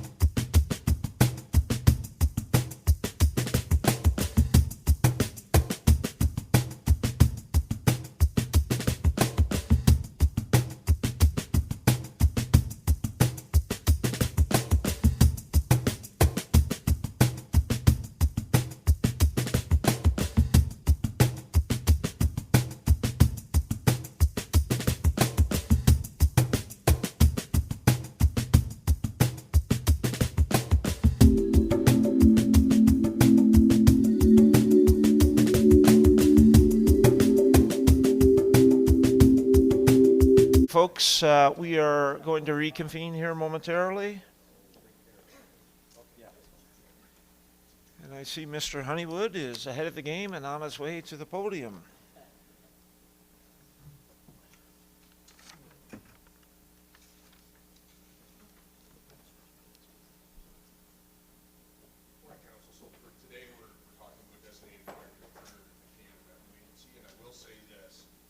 The Canada Revenue Agency security is extremely prudent, in terms of giving access, even giving information. It's like trying to break into Fort Knox there. So this recommendation today is to get for Municipal Council to designate Director of Finance and IT. His legal name, Mike's legal name is Michael Livingston is director for the municipality on the Canada Revenue Agency records. This is going to obtain the CRA access digitally to my account access, and this will ensure that all documents can be obtained electronically. There are no direct financial implications, and I will mention too, we do have our functional accounts in place. At this point, it's just in terms of if we were to add somebody else, it really would be difficult. So essentially in this case, what we're going to have is we'll have the council motion, and then we'll have a letter written by Mike to the CRA, and there's a bunch of details in there like SIN numbers and addresses and that kind of idea to verify him. And then at that point, the municipality of the County of Kings will have a new director on file with the CRA. So before I read the recommendation here, does anybody have any questions? Councillor Gates. Thank you, through you, Mr. Chair. As we know, dealing with Canada Revenue can be a challenge, and one thing I might recommend is that if we do have Mr. Livingstone as the contact person, that we have a backup in file, or like for i.e. his password, or in the event that something ever should happen, God forbid, that we are able to access it through other options. Thank you. Through you, Chair, certainly that would be, and with this access, we'll be able to obtain that, but just really makes things straightforward from here on out. Thank you, Mr. Honeywood. Any further questions or clarity on that? Pretty straightforward. So the motion that Committee of the Whole recommend Municipal Council designate William Michael Livingston, Director of Finance and IT, as Director for the Municipality of the County of Kings on Canada Revenue Agency's records as outlined in the December 16, 2025 request for decision.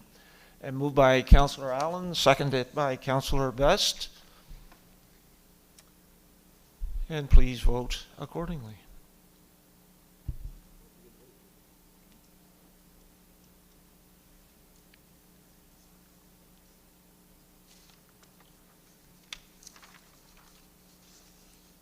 Motion passed. Thank you. Number 10 on our agenda, board and committee reports. We had one submitted report from Audit and Finance Committee. Are there any questions regarding that report? Okay, we'll move on to committees of council. Any verbal reports from committees of council? Not seeing any. Are there any verbal reports from external boards or committees? Seeing none as well. So could I have a motion, please, to receive reports for information? Moved by Councillor Harding, seconded by Councillor Allen. And please vote accordingly.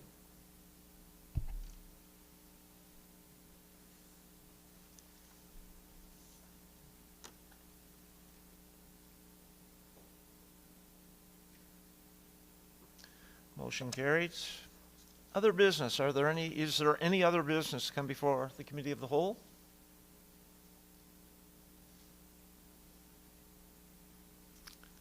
Seeing none, we have no public with us, so no comments from the public.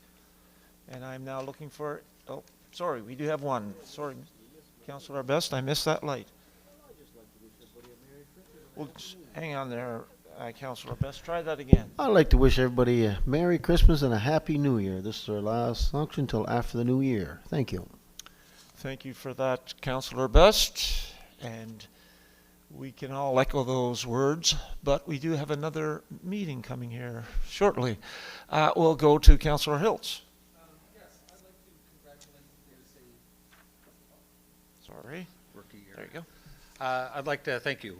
I'd like to congratulate there's an entire new chief and council, Annapolis Valley First Nations, Chief Rodney Peterson, Councillor Murray Capage Jr., Councillor Daniel Toney, and the last one, Councillor Shanika Jade McCackern. Thank you. Thank you very much for bringing that to our attention, Councillor Hiltz. That is important news, and as we partner quite frequently with our neighboring Indigenous communities. Appreciate it. Anyone else?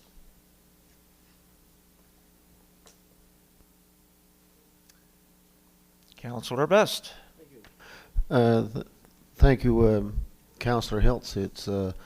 It's my pleasure. I'll be there Monday at 2:30. The Councillor Daniel Toney called me, I guess Sunday morning, invited me to the opening of that. I'll be there representing my district.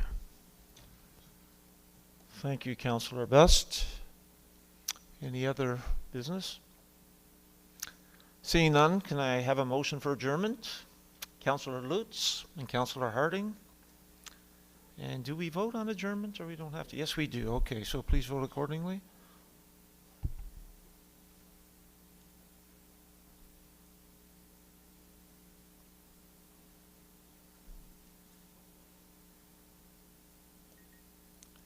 Thank you very much, and that concludes our meeting of the Committee of the Whole. And I really appreciate my fellow council for being so kind and gentle with me.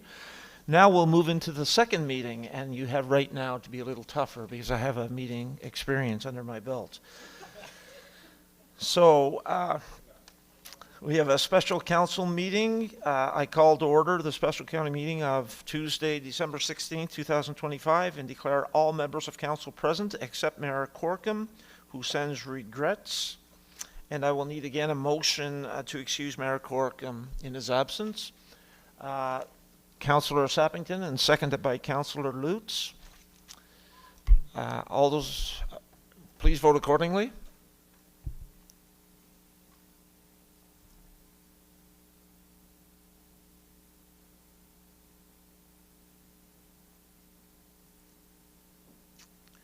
Thank you for that. And before we go to our agenda for today, we'll read once again the land acknowledgement. The municipality of the County of Kings is in Mi'kma'ki, the ancestral, unceded, and current territory of the Mi'kmaq peoples. The municipality of the County of Kings is a neighbor to Annapolis Valley First Nation and Glooscap First Nation, as well as a diverse urban and rural Indigenous population. We are all treaty people and commit to upholding the peace and friendship treaties and working towards reconciliation in all areas of the municipality. So you have an agenda before you. Can I have a motion, please, for acceptance of the agenda? Moved by Councillor Peckford, seconded by Councillor Hiltz. Please vote accordingly.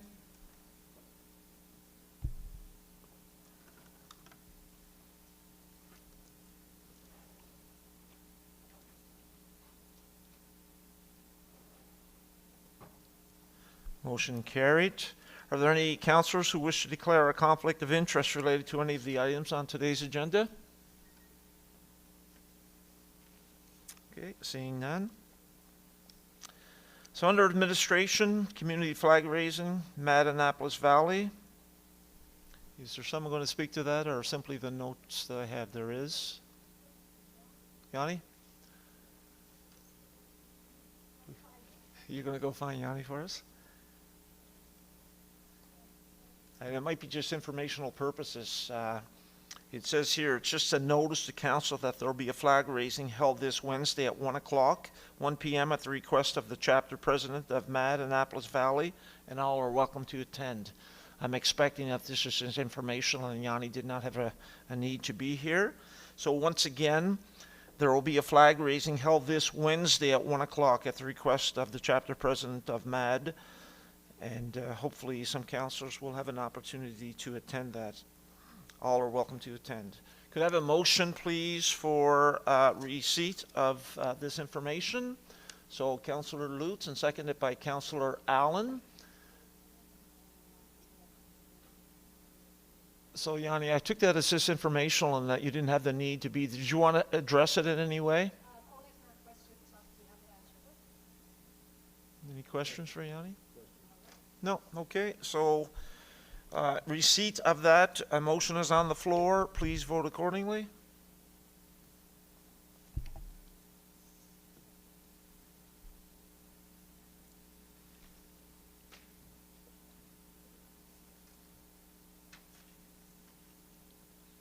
Motion carried.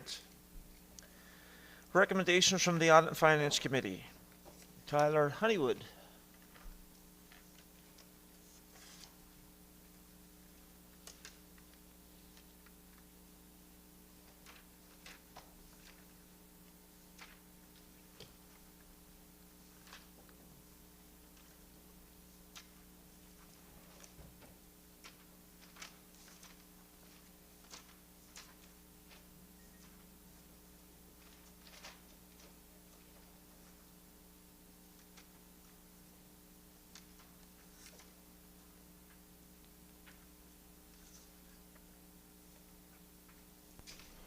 Hello again, Council. So this is the Audit and Finance Committee recommendations, and I thought it would be valuable just to speak through a couple of the motions here.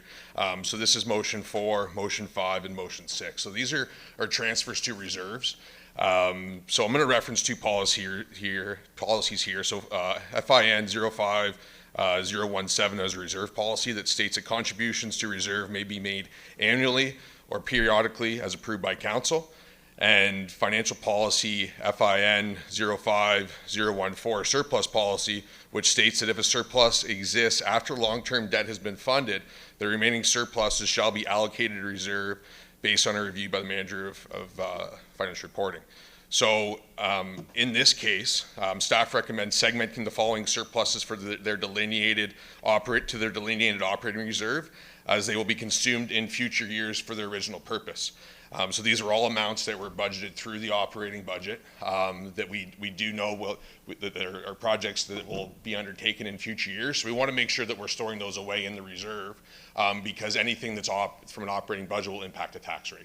So it's already been ran through the operating budget. Now we're putting it in a reserve so it can be utilized for the same purpose it was originally set out for. So a couple other points here. So the $604,000, that really is a result of our special project. So that's looking at the climate change preparedness, accessibility upgrades, PACE, fire services and pre-design, the recreation facility, and the IMSA pilot. So those are the series of projects here that we've carried forward over to the next fiscal year, being 25-26. The municipal sewer operating reserve of $86,777. That pertains to two projects. So the municipal specification manual update and the SCADA system, both relating to municipal sewer. So we're going to, our recommendation is to put those funds into that reserve so they can be utilized for future purpose. And the last item here would be the J-Class Road Special Reserve. So as many of you are familiar, there was only a fraction of approved construction that be undertaken. Our recommendation would be to put this remaining funds that was budgeted through the operating budget into that reserve so it can be utilized in future years if we're provided the opportunity to pave more of those J-Class roads.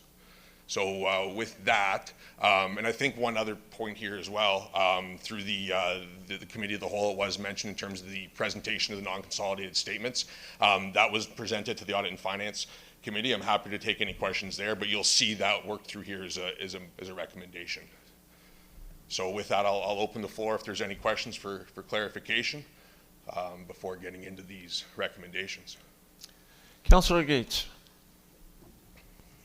Through you, Mr. Chair, just for confirmation that once these funds are ear tagged and agreed on, they are written in stone, they can't be used for other funds, is that correct? Through you, Chair, I wouldn't use the word written in stone. They could always be moved through a council motion, but our recommendation, we don't foresee that happening. But that's really the way when we look at the reserve management, that's one of the big pieces in the strategic plan going forward. They're set away for a specific purpose, and it's our intention to make sure they're utilized in that manner. Any further questions of clarification to Mr. Honeywood? Okay, we'll get you to proceed, please. Mr. brings us to our first motion. Would you like me to read it? Yeah, So go ahead. our first recommendation is that Municipal Council approve the March 31st, 2025 consolidated financial statements as attached to the December 16th, 2025 Committee of the Whole agenda. Do we have a mover of that motion, please? Councillor Lutz, seconded by Councillor Allen. Any debate, questions, comments? Seeing none, please vote accordingly.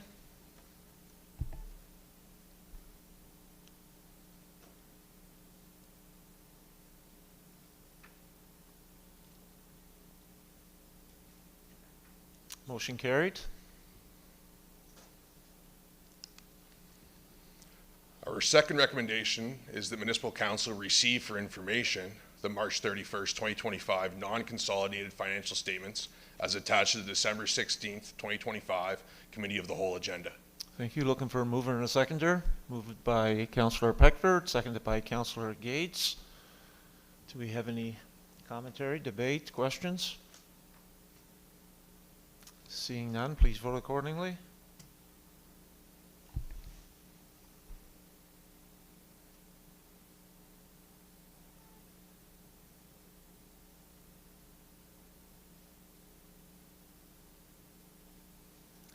Councillor Hiltz, you didn't register there?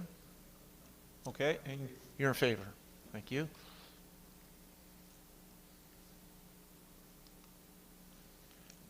Our third recommendation is that Municipal Council accept the General Operating Accountability Report for the period ended March 31st, 2025 as an information item.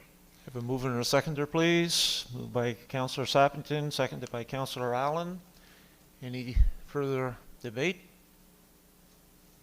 Seeing none, please vote accordingly.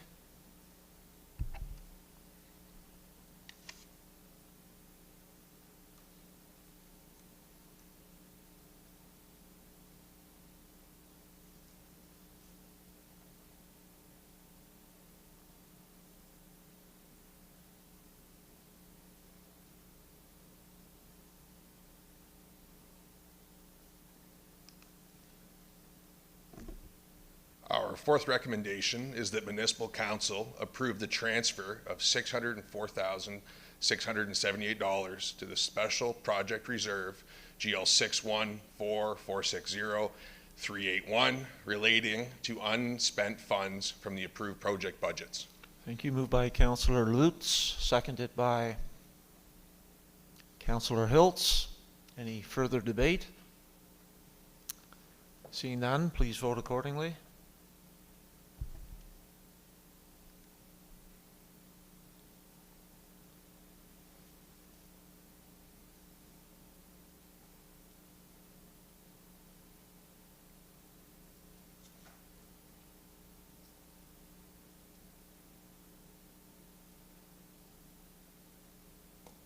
Motion carried. Is that what you're waiting for? Our fifth recommendation is that Municipal Council approve the transfer of $86,777 to the Municipal Sewer Operating Reserve, GL 614460130, relating to unspent funds from approved Project 22-3407, Laboratory Assessment, and Project 19-3403, SCADA System. Do you have a mover and a seconder? Moved by Councillor Hiltz, seconded by Councillor Gates. Any further debate? Seeing none, please vote accordingly.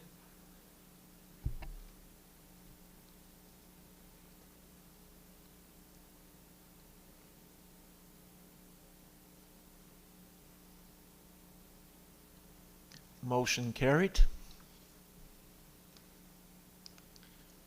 Our sixth recommendation is that Municipal Council approve the transfer of $113,520 to the J-Class Paving Special Reserve, GL 614460382, relating to unspent J-Class roads paving related budgeted funds. Do we have a mover and a seconder, please? Moved by Councillor Allen, seconded by Councillor Lutz. Any further debate? Seeing none, please vote accordingly. Oh, I'm sorry. Before you vote, I do have a light on. My apologies, Councillor Sappington. Thank you. I have a question in regards to how we could possibly have unspent money for paving roads, considering we have an absurd amount of roads that need paving. Certainly, through you, Chair. The selection of the paving of the J-class roads is a decision made by the province.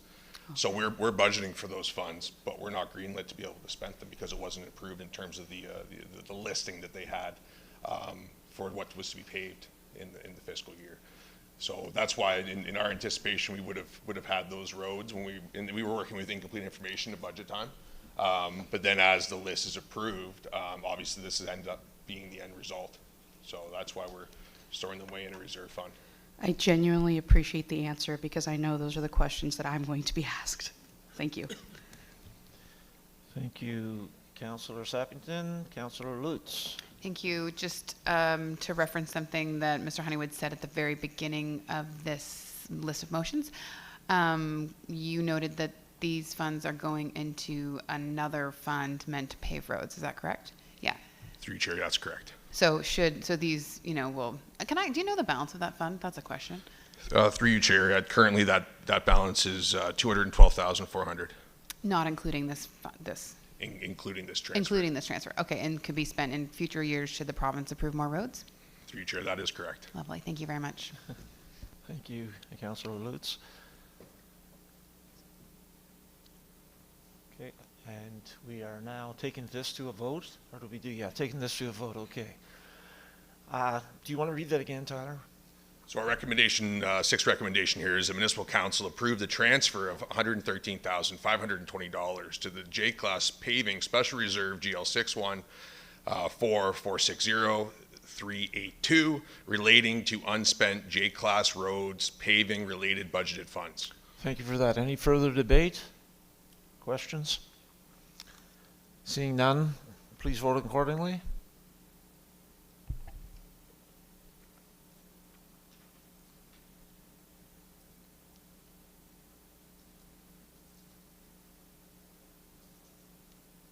And thank you for that. Motion carried. Last one, Tyler. Our final recommendation is that Municipal Council accept the General Operating Accountability Report for the period ended September 30th, 2025 as an information item. Do we have a mover and a seconder? Moved by Councillor Allen, seconded by Councillor Sappington.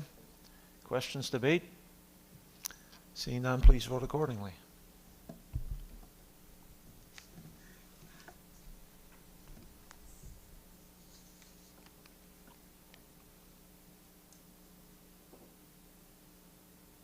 Motion carried. Thank you very much, Mr. Honeywood. I do want to comment. I've got the pleasure, along with some other council members, of sitting on the Audit and Finance Committee.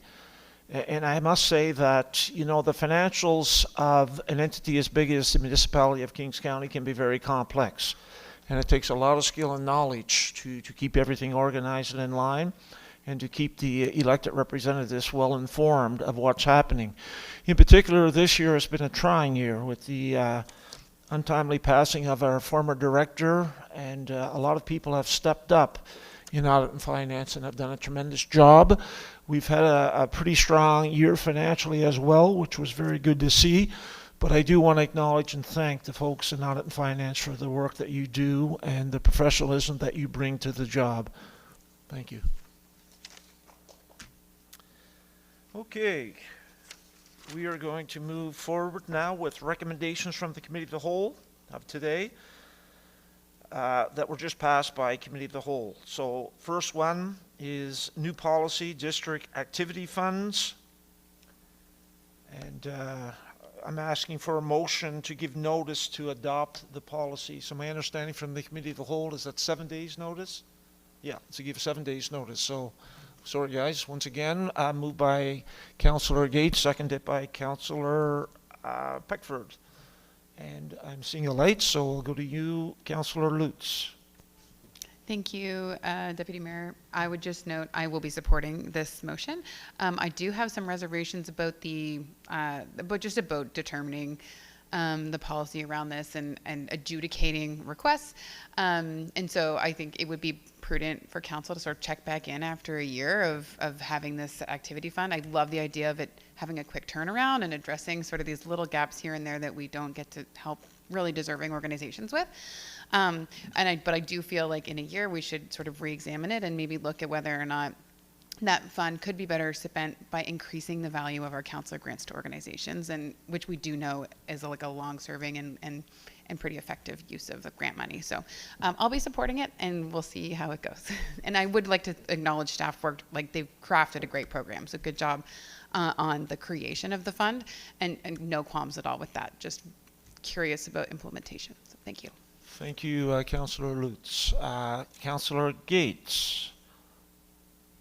Thank you, through you, Mr. Chair. Do you want to amend the motion then to have a stipulation for a one-year term? So are you recommending a friendly amendment? Yes. In terminology. So the motion was moved by Councillor. I did. Oh, you moved it. Okay, that makes it easier. And it was seconded by. Wasn't seconded yet? Or was Councillor Peckford. So Councillor Peckford, I'm moving to you as well, and you're in agreement with that? Okay, so the new motion would read that Municipal Council gives 7 days notice per S481 Municipal Government Act to adopt policy FIN 05029 District Activity Fund as attached to the decision, as attached to the December 16, 2025 request for decision. And you're wanting to add to that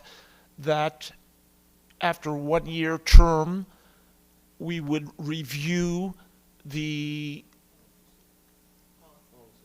policy. Okay. Perfect. So we'll take that to a vote, and is this a majority vote or is it a 2/3? Simple majority? Okay. So all those in favor of the new motion with the friendly amendment, please. So you have it up there. Yeah, so request for decision to review after 1 year terms, adding that to the end. Thank you for that. Yeah. So you have the new motion in front of you. Could you please vote accordingly on the new motion on the floor?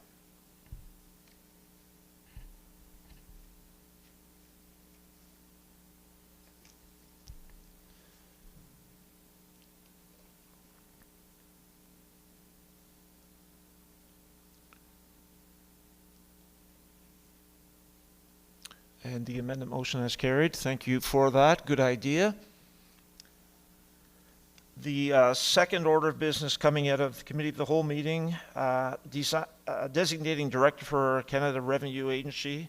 And that motion is that Municipal Council designate William Michael Livingston, Director of Finance and IT, as Director for the municipality on Canada Revenue Agency's records as outlined in the December 16th, 2025 request for decision. Do we have a mover and a seconder for that motion, please? Moved by Councillor Allen and seconded by Councillor Sappington. Any debate on that motion? Seeing none, please vote accordingly.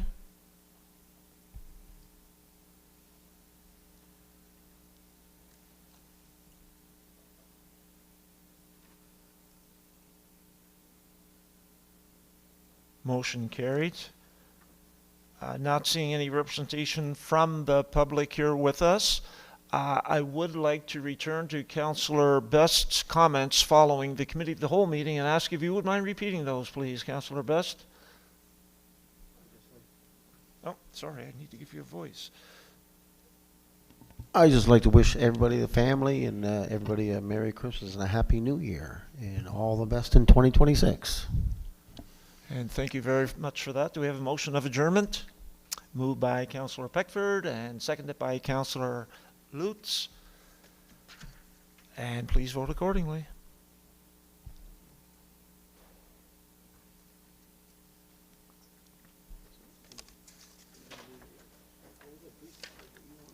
Meeting adjourned. Thank you, folks.